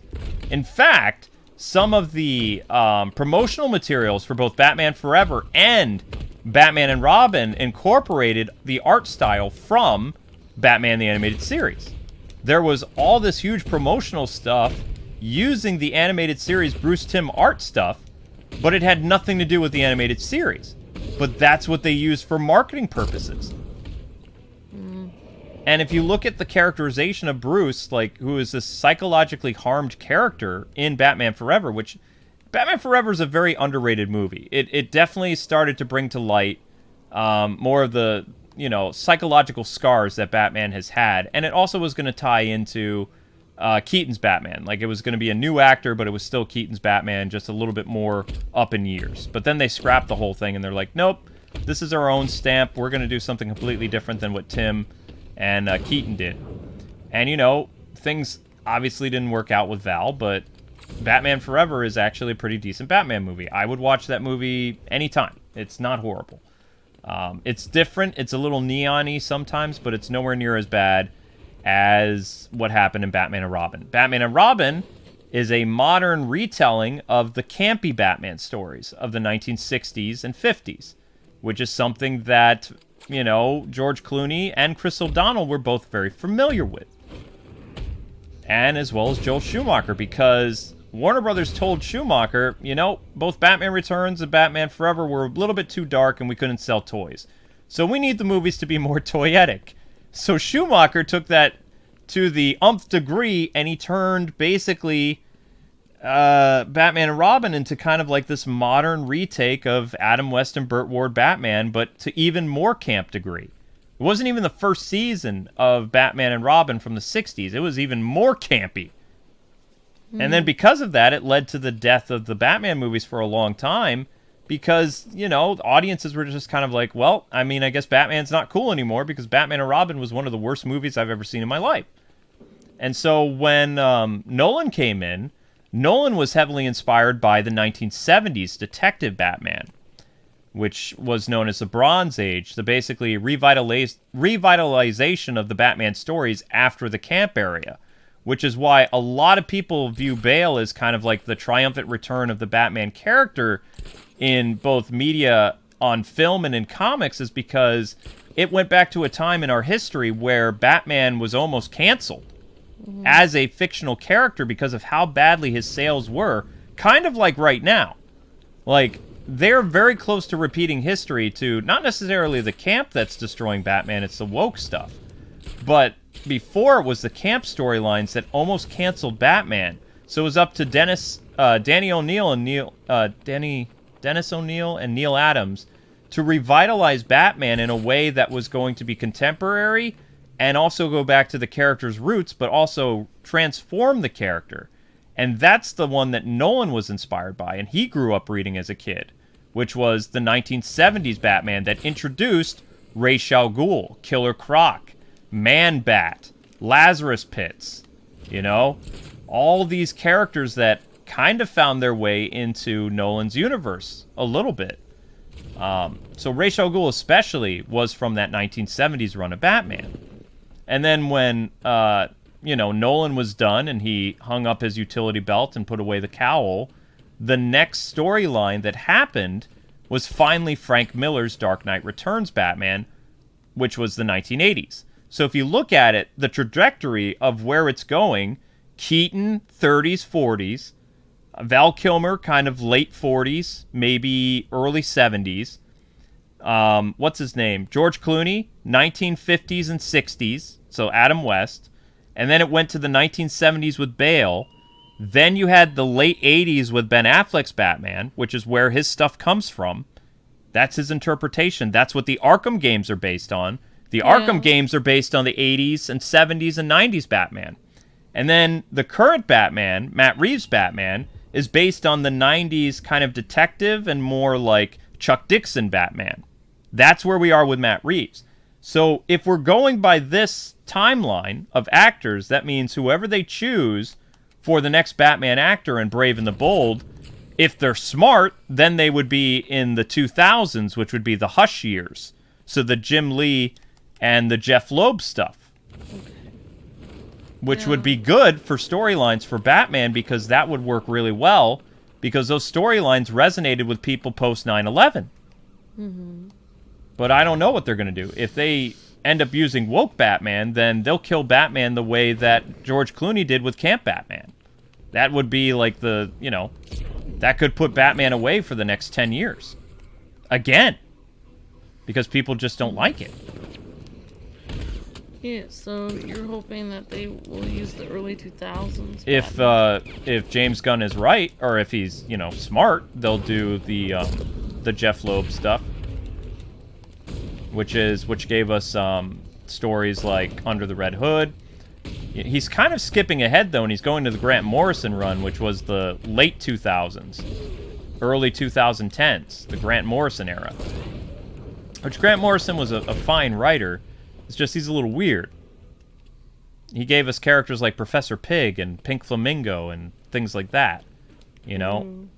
So, yeah, I guess we'll see what happens, but that's pretty much how the whole... That's why when people say, well, this person wasn't the right person to play Batman, it's like, there's a whole connection to all the different actors playing a Batman from a certain point in our, you know, mythology of the character. It all works, if you really think about it. Every Batman actor that's put on the cape and cowl has been playing an interpretation of Batman either they grew up with, or one that reflects a certain age of Batman comics. And I'm correct.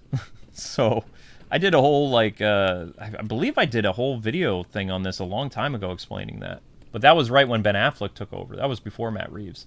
So that would have been 2016. Something like that. Anyway, let's put BALE away, and we haven't put BALE in the Tumbler yet. We'll put BALE in the Tumbler a little bit, and then I'll switch to another character. Trayvon, you pick the next one. You pick the next suit, buddy. Whoop. Tumbler is 130.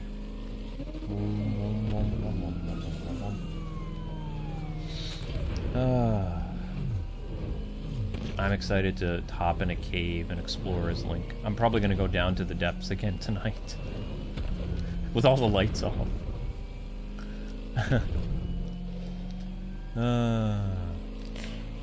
Yeah, if you guys don't know, CPZ Goat 003 is That's Clayton. Just so you guys know, that's the person who sponsored today's stream. This is Clayton's Ultimate. And we're very thankful for that.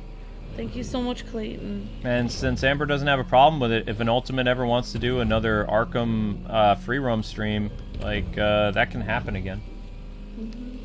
Because I mean, there's no talking in it, so there's no text, so you can't see any swearing, and there's nothing really bad about this game. It's all in the story that made it rated M. I think something that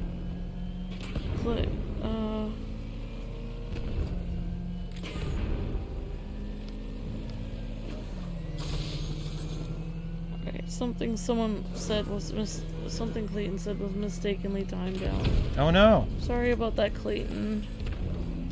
Sorry about that. If you got timed out, I'm sorry about that. I don't know why. Yep. He's being very kind about it and saying it wasn't probably a mistake. Sorry about that. Thanks for being so understanding and kind, Clayton. And actually, Clayton really wanted to do it this morning, but it was nice of him to. I actually had a church thing I had to go to, so that was very kind of you, Clayton. Thank you. Thank you for the highlighted message, Brooks. Says, I really hope James Gunn his brain will work correctly, because Batman cannot go down the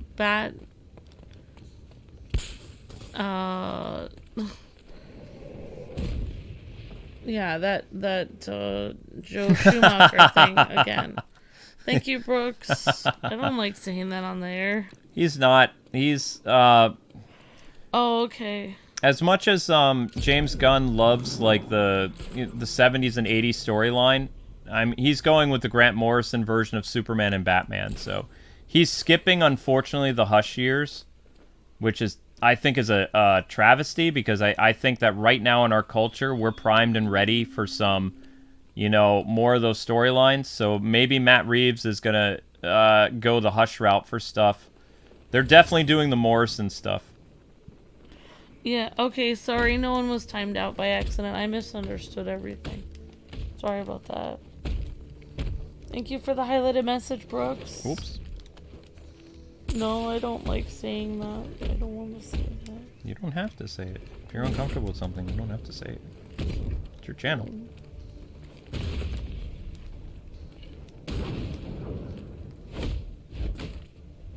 Whack.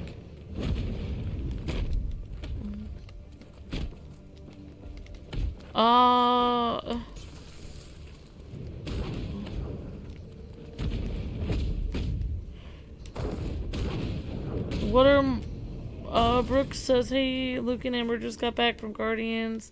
Gives me hope about DC. So hopefully he can do it. Alright, thank you, Brooks. Thank you for the super chat. Really appreciate that. Thank you so much, Brooks. And Clayton says, what were Warner Media's plans for DC after the Flash, Luke?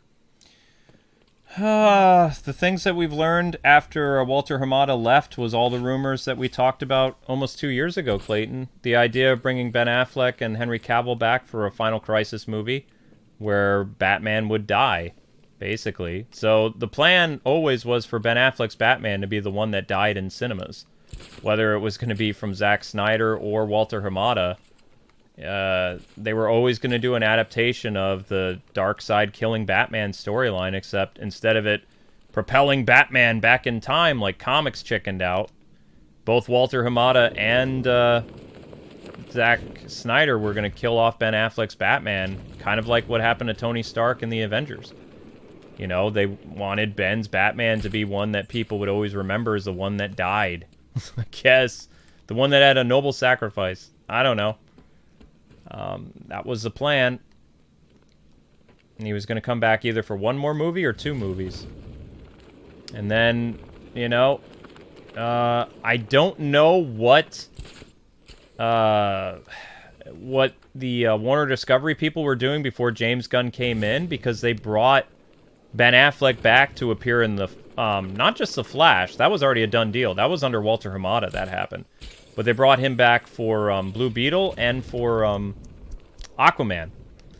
And then they paid him for Aquaman, but they took out his brief cameo in Blue Beetle, and then they completely took out his part in the whatchamacallit, Aquaman movie, which originally he was, basically filming over Michael Keaton's stuff.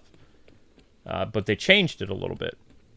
And now no Batman is going to show up in Aquaman's movie, which actually Batman would be needed to save Aquaman's movie, because when it releases, it's going to sink without any other character other than Aquaman.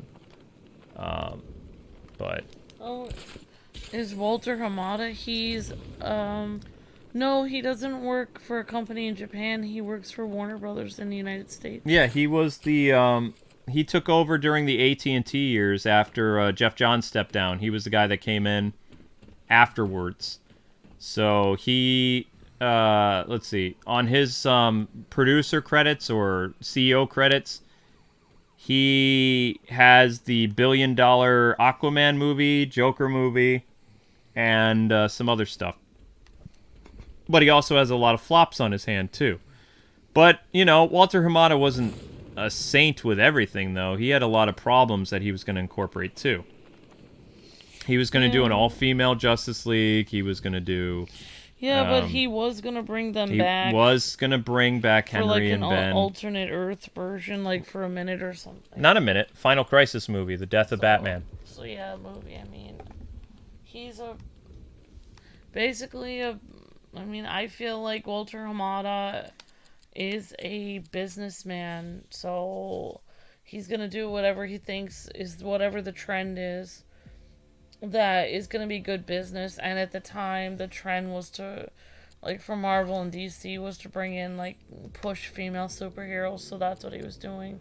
Yeah. I feel like that, I don't think that he was doing that like an artistic thing, like, oh, I really want to do this. I think it was more like, okay, this is what everyone's doing, I guess we have to push this.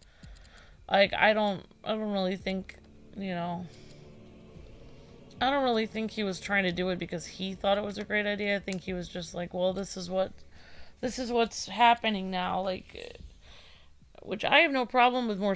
Oops. I missed, he wanted the Arkham Knight suit. My bad. I'll do that one next. Well, I mean, just things that I saw, clips of Walter Hamada, him answering questions. He seems like a very reasonable person. Like, I don't really know anything about him or anything. Like, I don't really know if there was drama behind the scenes with him and anyone, but he just seems reasonable and pretty... Whoa, Zelda looked like Batman when she stretched. I don't know, to me he seems reasonable and intelligent, so my feeling is if he was pushing like a, you know, DCU thing, he's probably just doing it because it was on trend or something. Well, I mean... Unless he's not reasonable, which I don't really know. It's really hard to tell. I mean, he doesn't really express that much emotion. No. I mean... So you can't really tell in his face what he really wants to do. He hides his emotions pretty well. But a lot of people at DC Comics were corrupted with that thinking because they hired a lot of people from the all-new Marvel. Like, those crazy people were in DC at the time. And some of them are still there. Not as many of them are there because they're like, oh my gosh, we're finally getting fired, and they're going with a new direction, and they're blah, blah, blah. Most of our books are getting canceled, blah, blah, blah. But the all-new Marvel people came into DC, like, 2 years after all-new Marvel ended in failure. So it was weird to me that Dan Dido and Jim Lee would bring these people in to write some of their big things, like Aquaman, which was doing really well before a Marvel editor ended up touching it. You know, Wonder Woman was doing phenomenal. Superman was doing really well before they brought Bendis in. Like, Superman was being handled by Jargon, the guy who crippled Superman in the 90s and was like... Or, not crippled Superman, sorry. Killed Superman. The Death and Return of Superman was Dan's doing. And then Dan came back and basically gave us another new Superman story during Crisis... not Crisis on Infinite Earths. 1 second. Convergence. The birth of Jonathan Kent and the Superman from the pre-52 universe, his and his wife's adventures into the new 52 and then leading into DC Rebirth. That was all Dan. That wasn't Bendis. So, Dan Didio? No, not Dan Didio. We're not going to give him credit for anything. Dan Jargon, the Superman writer from the 90s that's famous. Well, I was just thinking, like, if they really wanted to do a fun... Number one, they already were kind of building a world of all females, and that was literally the Amazons. Mm-hmm. Like, they could have kept going with that, but they kept messing up Wonder Woman's world with what was going on with the Wonder Woman 84? Yeah, that was so terrible. Wonder Woman 84 didn't work because it wasn't... You know how basically Zack Snyder was kind of involved with Wonder Woman, the first one? Yeah. Zack and his wife, Jeff Johns, Patty Jenkins, and one other person were all, like, deeply involved with Wonder Woman. The second Wonder Woman movie did not have any assistance from the Snyders other than, like, they were given executive producer credit. Wow. Jeff Johns was too busy with what do they call it? The basically HBO Max, like, live action series of Titans, Doom Patrol, and Stargirl. Yeah. So he didn't really spend a lot of time on the script for the second Wonder Woman movie. He did, Yeah. like, partially the script, and then the script was kind of rewritten. Like, so he was one of the writers involved, but then they had, like, other writers basically do whatever Patty wanted. So it wasn't necessarily the same Wonder Woman that you got in the first movie, which you could tell. Right, because it's like she was influenced by other people originally, but on her own, she kind of, like, isn't very good at doing it on her own. No, on her own, she has bad ideas. So a lot of Patty's ideas for the second movie ended up in the second movie. Does that make sense? I understand. It's kind of like how, it's kind of like how that one guy, Paul Dini, and the other guy work well together on the animated series, but left alone. Like, that one guy is, Bruce Timm is, like, just not very good at writing stuff without Paul Dini there to help guide him or whatever. It's like that. They need to be a team. I forgot. I was going to So drop this the is- light on his head, but I forgot how to do So, it. I was just thinking, like, you know, Teen Titans is a bunch of teenagers that are DC characters. You got Young Justice, they're a bunch of young people. Mm-hmm. You got the Robins, you know, they're a bunch of guys that are all, you know, work with Batman. You could conceivably have a group of girl superheroes that hang out and fight crime, but I really don't think it should be, like, the main thing. Like, you shouldn't replace the men superhero. You could do, like, an alternate universe where it's a planet of all females. I mean, the obvious choice for a group of women that fight crime together would have been Birds of Prey, but then they ruined that. They actually completely. there was a great episode of the Justice League Unlimited, where there was an alien that came to Earth, and there was a virus that was killing all the men. Oh, And wow. the women had to step up and find a way of defeating this enemy to save all the men. And then at the end, the men all came back. Yeah, also, like, That was actually a cool storyline. yeah, that is a cool storyline. I mean, at least you have a reason why. Yep, Like, you have a reason why they're all instead together, of being yeah. like, we don't need them, it's like, oh, wait, no, they're all dead, so now, yeah, like, or they have a virus, yeah. What I like about that storyline, even though it was very brief, it showed that the world could not work without both men and women, because the women had control of the world, but a lot of the hard jobs that women couldn't do, like, they were struggling to, you know, fill the gap that the men weren't around. Like, Yeah. they weren't accustomed to those type of jobs, they couldn't handle it, and society was falling apart. Yeah. And in the end, you know, it was thanks to Wonder Woman and, what's her name? Yeah, I mean, I'm glad they showed something They like did. that. They showed that everybody had a role. Everybody had, like, you know, men and women had important strengths and weaknesses that when they come together and unite, it makes civilization. They would Yeah. never do something like that today in Hollywood, but that was Yeah. back in the 2000s. They showed that. Well, I mean, if they want to, like, the whole DCU thing, like, there was an animated show in which there was all geared towards women, and that was the, I mean, it's Birds of stupid. Prey? Well, not the Birds of Prey. It was actually the cartoon show for girls, for little girls. The DC superhero girls. Oh, the high school thing? That has guys in it.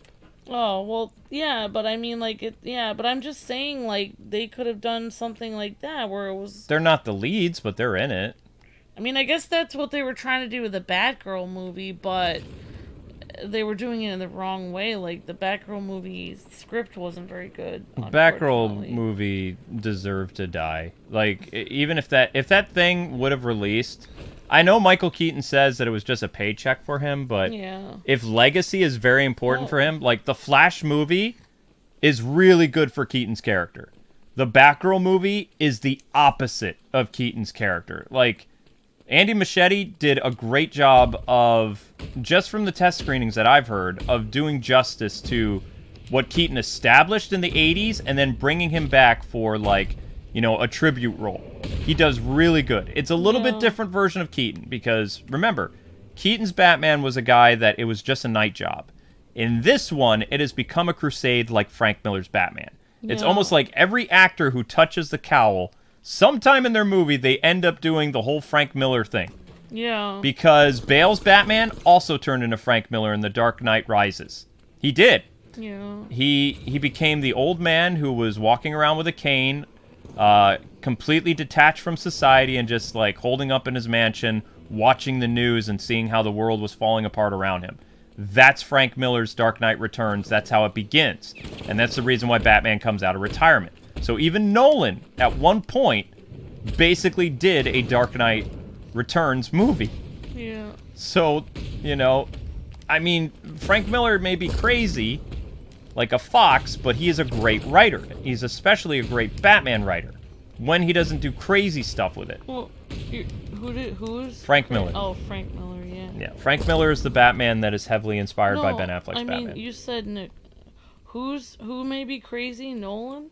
Or no, you said Frank Miller may be Keaton's crazy. Batman Yeah. in this movie has a lot of Frank Miller aspect to him. Where Yeah. in the Frank Miller books, Batman was so obsessed with his war on crime that it became a crusade on crime, like his holy crusade. It's a never-ending thing that he's going to keep fighting until his daily, until he dies. Even though there's no end in sight and it seems like crime is impossible to stop, he's going to be ruthless. He's going to fight in every way possible. Anybody who gets in the way of his crusade, he's going to go after them. Yeah. Whether it's the government, whether it's Superman, it doesn't matter. So in this movie, the Flash movie, they show that Batman is very upset about his parents still being gone. And even though he's like so old, eventually he stops being Batman for a while. But you can see that he kept the fight going because he has like 8 different bat suits that are based on, which is funny, some designs from the Kenner action figures from the 80s and 90s. Like he has a scuba suit bat suit. He's got a space suit. Oh, wow. Yeah. Cool. And he also has, like, besides the Kenner Batman figures, it also has references to 89 and 92 Batman. It's got references to a blue and gray bat suit from the 70s. So, I mean, there's a lot of stuff in there, a lot of Easter eggs, but it shows that his Batman essentially became Frank Miller. Yeah. Because now he's literally playing the old Batman that comes out of retirement because the world is going to be destroyed, and that's why he comes back. Well, it's too bad that Batman really doesn't have any people to do his crusade with him, because he could probably get a lot more done if there were more than one Batman. He has the 2 Flashes in the movie. Oh, right. Yeah. Forgot. Yeah, he has the 2 Flashes, which are I mean, basically like the Robin role. There's not that many people could actually, like, do the kind of schedule that he does, really. But it's just kind of funny. The majority of popular Batman movies, they all have a little bit of Frank Miller in them. Yeah. Which is weird because everybody, like, today's society say they don't like Frank Miller because of his politics or whatever. But he's still one of the best Batman writers of our lifetime. Because so many directors always tribute his work. Whether it's Christopher Nolan, Andy Muschietti, Tim Burton, Schumacher in Batman Forever, and Christopher Nolan. So Robert Pattinson And Zack Snyder. Batman was going to be brought into the fold, right? Same as J.J. Abrams' Superman, says Clayton. They've always been pushing, whether it's Warner Discovery or Warner Media, they wanted to have Matt Reeves' Batman replace Ben Affleck. And Matt Reeves and both Robert Pattinson said no. And they've been very adamant about that. And I've been happy that they've been adamant about that because, it keeps their world completely without any studio interference. Because as soon as the studio starts interfering with the Matt Reeves universe, it's not going to be Matt Reeves' universe anymore.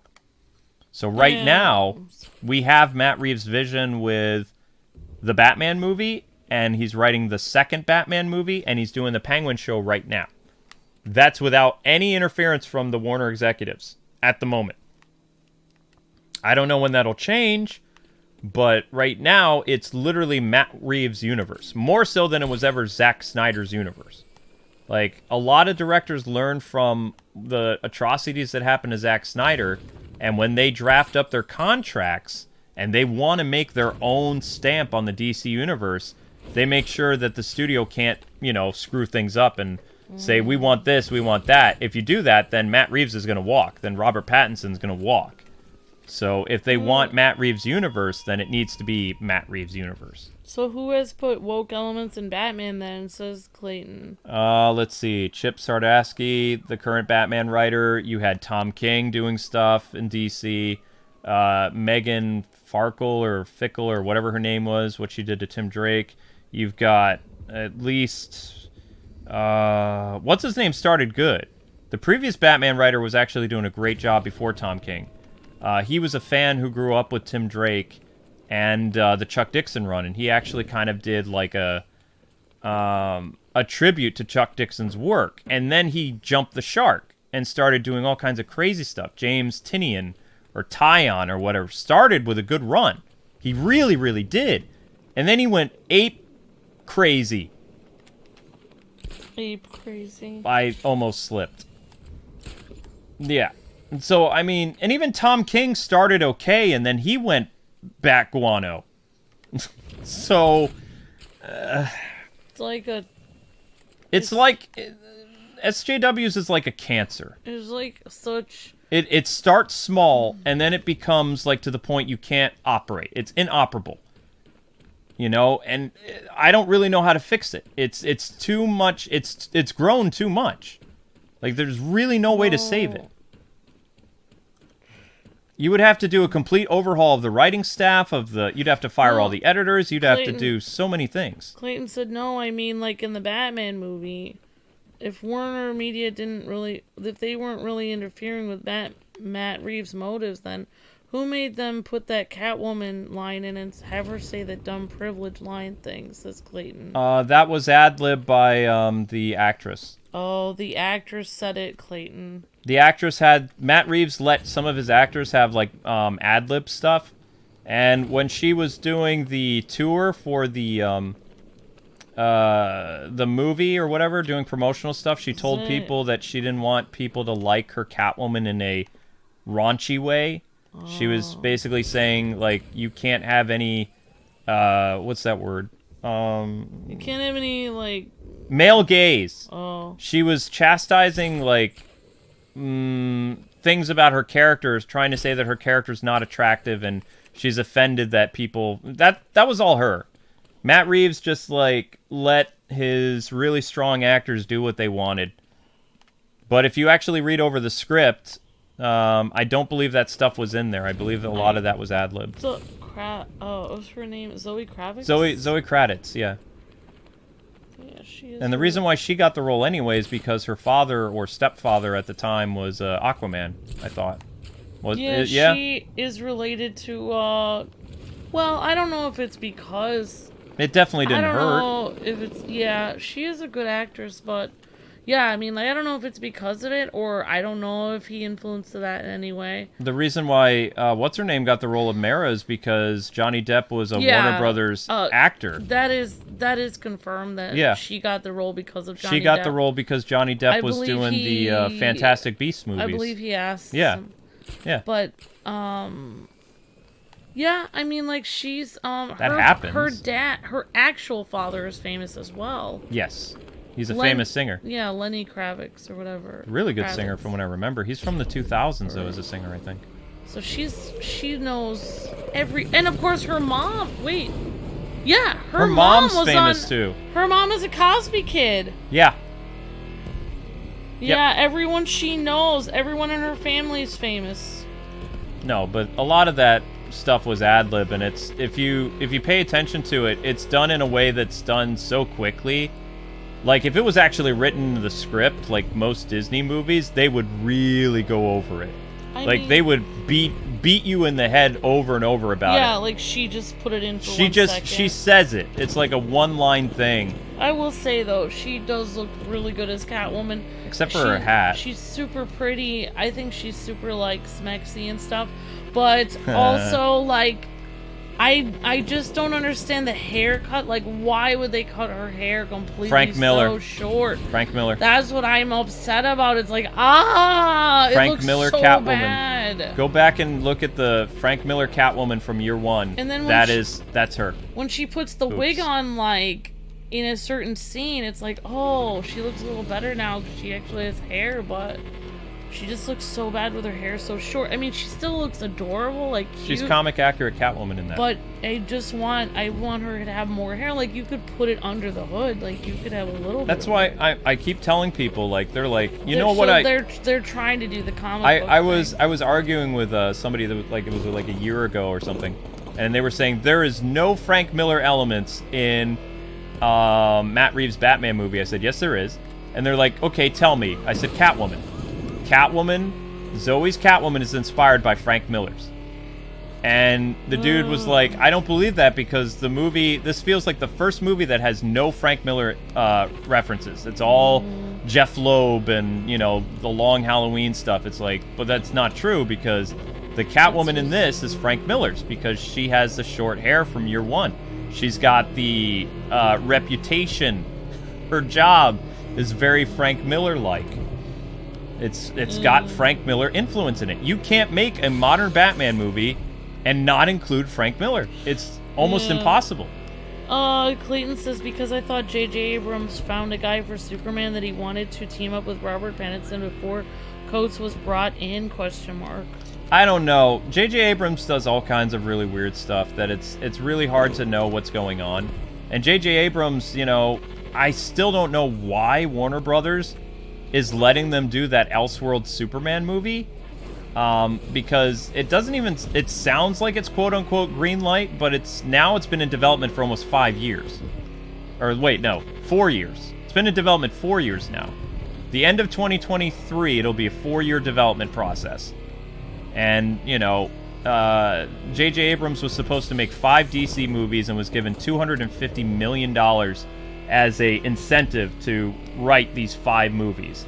And so far, the only project that he's worked on that is actually coming out soon is The Caped Crusader, but that's technically a movie or a show that's in collaboration with Matt Reeves and Bruce Timm. It's not necessarily a J.J. Abrams only thing, but it was included in his contract for that $250 million for those 5 DC projects. But he still hasn't done any of his other stuff. Justice League Dark, Superman, none of it. So basically Warner Brothers just gave him $250 million for one project so far that he's a co-collaborator on. And the current CEO of Warner Brothers says he hates wasting money, but, wasted money. But wasn't the entire movie... Okay, I'll just read Clayton's exact words. Sure. But Okay, I'll read what he wrote. But wasn't the Batman movie trying to insinuate that white people, quote-unquote white people, are the bad guys? Well, that's a normal Hollywood trope, though. Yeah, I mean, it did feel like that because that kind of felt, to me, watching that, it felt like that's why, to me, I don't know, like, maybe I don't know if I'm watching the movie accurately, but to me, that's why I feel like Robert Pattinson's Batman, his character feels like he can't do anything for himself. Like, he doesn't have any furniture in his house. He doesn't ever smile. He doesn't act like Christian Bale Batman and throw his money around and have, parties and stuff. Like, he's always, like, people are after him and interviewing him all the time and being like, what are you doing for society? Because you're rich and white, you should be helping more people. And then he always has to feel like bad about everything, so he can never, even though he's a billionaire, he can't even enjoy his money or do anything. He always has to feel like he's not doing enough. That's what I got. That's the impression I got from the movie, personally. You can interpret it the way that Clayton's interpreting it, though, because I mean, there were a lot of the weak elements of the movie are kind of these throwaway plots where you have the mayor chastising Bruce Wayne and you have Catwoman saying that one thing. Those are the top complaints that a lot of people have with the movie. Like, everything else about the movies are fine, but it's just those, like, 1 or 2 scenes that kind of irritated some people. Because it just felt, like, out of place in the overall story of the movie. Like, almost like they were trying to make a whole nother point with the movie, but they don't spend a lot of time on it. Yeah, it's like they say it once, and then it's like... It almost feels like, I feel like you can interpret it 2 different ways. Like, you could interpret it that they're making the point that that's the actual reality, that's what they're saying is the reality, that it's because of, quote-unquote rich white people that all these problems are happening. Or you could interpret it that that's what people are saying, and that Robert Pattinson is trying to change the perception of that. But also, like, I would say that Bale's movie, the first one, really focused it on, like, the poor aspect of Gotham. It showed the Narrows. It showed, what crime had been debased to, where, the Waynes were killed by just some random guy on the street, like Joe Chill and all this other stuff.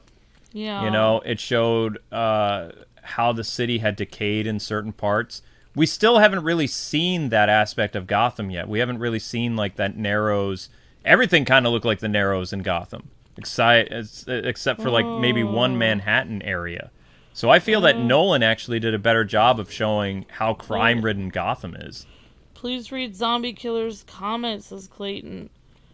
Hey, Clayton, please ask Amber and Luke, are they going to do any Star Wars Battlefront 2 or Injustice 2 versus?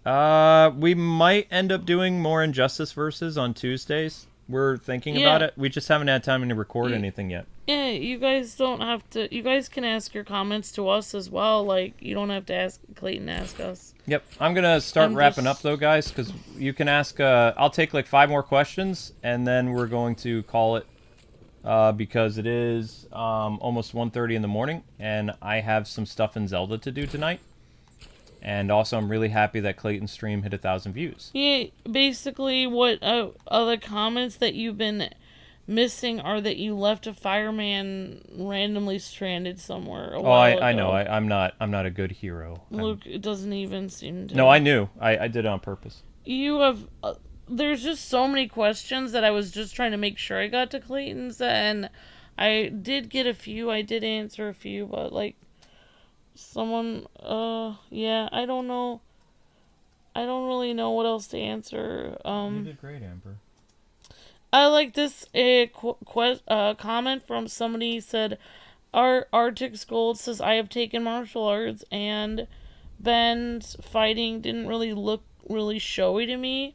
Seemed like he was just putting people down as fast as possible. Yeah, he was, that's a Frank Miller thing, too. They wanted Batman to be a surgical. You know how, like, Batman says in Frank Miller's book that, you know, I can share pain, or, you know, this isn't a battlefield, this is an operating table, and I'm the surgeon. So Frank Miller's Batman, according to what Zack Snyder believes, is he is so well accustomed to battle that when he hits you, you go down, because he's hitting you in places like your neck, your collarbone, the back of your, where is it? There's a certain bone in your leg that if you hit a person there, they go down, and it's near an artery, and they don't get back up. So he's a Batman that when Ben hits you, you're not getting back up, because, you know, one, he doesn't care anymore. He's a very what's that word? It starts with a P. Is it precision? Precision-based fighter? I guess so. BALE was a guy that he was doing a lot of Muay Thai and stuff, though he would kind of like be able to fight like an army of people. Ben, his interpretation of Batman was like Arkham Batman. And Arkham Batman, when he hits you, you know, you're down, and then he can worry about the other guys that are surrounding him. He's not there to just kind of do like martial arts that's going to knock you down, like, you know, and maybe you can stagger back up and be a threat to him. Like, Ben is hitting people like to try to stop their heart and all kinds of stuff. Like, he's hitting people like directly in the chest, like right near their heart. Like, he's doing really heavy hitting, you know. And he did that on purpose. It's even in like his interpretation of the character. Yeah. And you were actually going to see like some of his own medicine used against him in the fight with Deathstroke. Deathstroke was going to hit him with the tilt of his sword right near his chest cavity, and Batman was going to stagger to his feet, like have kind of like a mini heart attack, because like you literally have the wind knocked out of him, and then of course he'd be susceptible to Slade and kind of have, you know, his medicine used against him. A lot of his fighting moves, like the battle between Deathstroke and Ben, was going to be really vicious. Like, yeah, too bad we'll never get to see that. That would have been amazing. Never see it. Except for we got to see it in Arkham. Kind of. Well, I mean, when he hired the Joe Magnolia guy to play Deathstroke, they watched that fight over and over again from Arkham Origins. Not the game, the cinematic, where they're fighting each other in that awesome CGI movie. Yeah. And Ben was like, I want to do something like that. That's what we should have gotten. We were going to get it. But the studio kept pressuring Ben to get his Batman movie off the ground, and he was getting into huge fights with Joss Whedon, because Joss Whedon kept changing his character, and the studio wanted to change Ben's character. Yeah, you have so many, like, there was just so many questions. I didn't know how to get to it, everything that people were asking. But Christian says, Luke, what comics would you recommend to someone who's new to Batman? Chuck Dixon run of the 90s is great writing. The art style might take some getting used to, but you could also start with Hush in the early 2000s. Under the Red Hood is a great storyline. And then you can watch the animated series. Animated series is peak. Clayton says, I don't know why. People, I think, are commenting, but my chat is frozen. Clayton says, all I am saying is that, is Kwings. Ta-Nehisi Coates is anti-American. Yeah, he is. And yet he is given the green light working on a Superman movie, and that disgusts me. It disgusts us too. Like, it's terrible, but I mean, you can't, unless the culture changes. If they were to fire those people, like, you'd know exactly what Warner Brothers would be painted as. Like, you know, this Superman movie that Coates makes is going to fail because it's not Superman. He doesn't know how to write Superman. He doesn't know how to write Captain America. It's just not going to work. James Gunn understands, even though James Gunn is kind of crazy, he does understand why people like Superman. I've seen his tweets. I've seen what he's talked about Superman. And I've seen what Coates has talked about at comic book conventions about Superman. One of them, Ben, understands the character of Superman, and other one has no idea. So basically, once they do make their Black Superman movie, it's going to fail because it's going to be like the Batgirl movie. Yeah, like, because it's like it could have worked, but then they'll ruin it because they'll make it anti-American. Exactly. Yeah, exactly.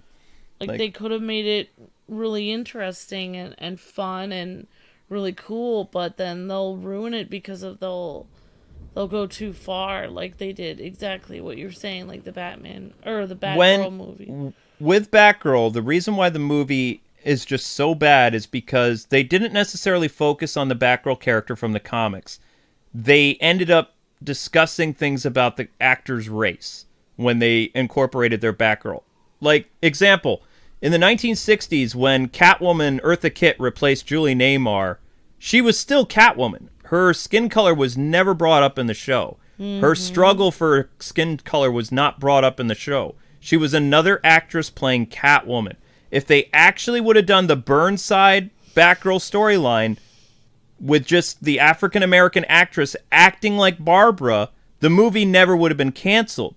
But because they brought in an actress who was someone of color, they had to transform the character into an of-color character. It was no longer Batgirl, it was Batgirl of whatever race she was. If Hollywood could learn to literally cast the actor, whatever color they may be, representing their character, and not who the character's appearance is, or the character's struggle, or their life conditions, and just, like, say, theoretically, you get a black guy playing Batman Bruce Wayne, but he still acts exactly like Bruce Wayne from the animated series, it would be a hit movie. But what they'll do is they will actually make a person of color Batman, and then that character will become the real world, whatever interpretation the writer believes that character would struggle with. Rather than that character just being Batman Bruce Wayne, doing Batman Bruce Wayne things, it would be whatever DC Comics is doing today. And I guarantee you, if they did it my way, not only would the movie be successful, but the character would still be Batman. It also depends. I will say, though, it also depends on the actor and actress, because Eartha Kitt is phenomenally talented, and she didn't feel the need to talk about, I'm sure she had tons of struggles in her life and unfair things that were done to her, and she didn't feel she was just Catwoman. She didn't feel the need to bring that into the role, even though if it was me, I probably would have complained. I probably would have been like, oh, I want to bring my struggles in. But she's much classier than I am, and she's amazing. Eartha Kitt is awesome. Extremely. Not only was she able to do Catwoman, but she also was able to make her own, make it like the purse. She did the purse, yep. She's so talented. You could see how talented she is when she plays as Yzma. She can sing. Yep. And she's very beautiful. Like, you can just tell, like, she just made Catwoman, like, even more so than she already was. She was even better Catwoman. I mean, they were all good. When she came in as Catwoman, the actors and the show itself, she was still playing Catwoman. All the things that Catwoman did over the other 2 seasons were exactly the same stuff that Eartha Kitt's Catwoman did. The only difference in her performance was she added the purr. But it was still, no character made any connection that Catwoman looked different. And she didn't behave differently. She talked to her thugs the same way. The only thing she did different to stand out was the purr. That was it. Yeah, 'cause she wanted to make it her own, not because of... No, she was playing Catwoman. Why did I know that, but I know. I don't think you understand what I'm saying. No, I understand what you're saying. Yeah. But anyway, Clayton... You got super chats. Thank you, Brooks says... Luke and Amber, what are you guys hoping and wanting for DCU? I don't know. I don't know. I know the Flash movie's going to be good, but I just hope Batman Brave and the Bold is good. That's all. I understand exactly what you're saying. I won't add anything to what you said. What you said was perfect. I know. Thank you for super chat.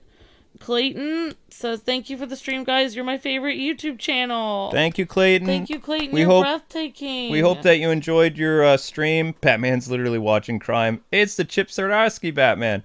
He's just watching crime happen and monologuing in his head.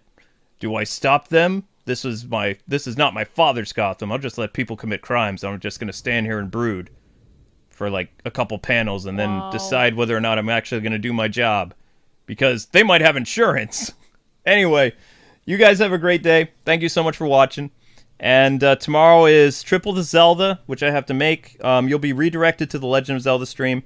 And then the 10:30 stream is probably Marvel Midnight Suns. Unless an Ultimate contacts me tonight while I'm putting stuff together and say, hey, I want my Ultimate stream at 10:30, 11 o'clock. Because my plan is, as of now, is to do either Metroid Prime... or it's to do Marvel Midnight Suns, because I really, really want to play the Storm DLC. So, you guys have a fantastic night. Take care, everybody. Be excellent to one another. Clayton, you are awesome. Thank you so much for all the super chats, for your questions. I hope you enjoyed your stream. And I can't believe I'm saying this, but this has been Arkham Knight on Kwings Let's Plays. God bless and happy gaming, guys. Have a great night.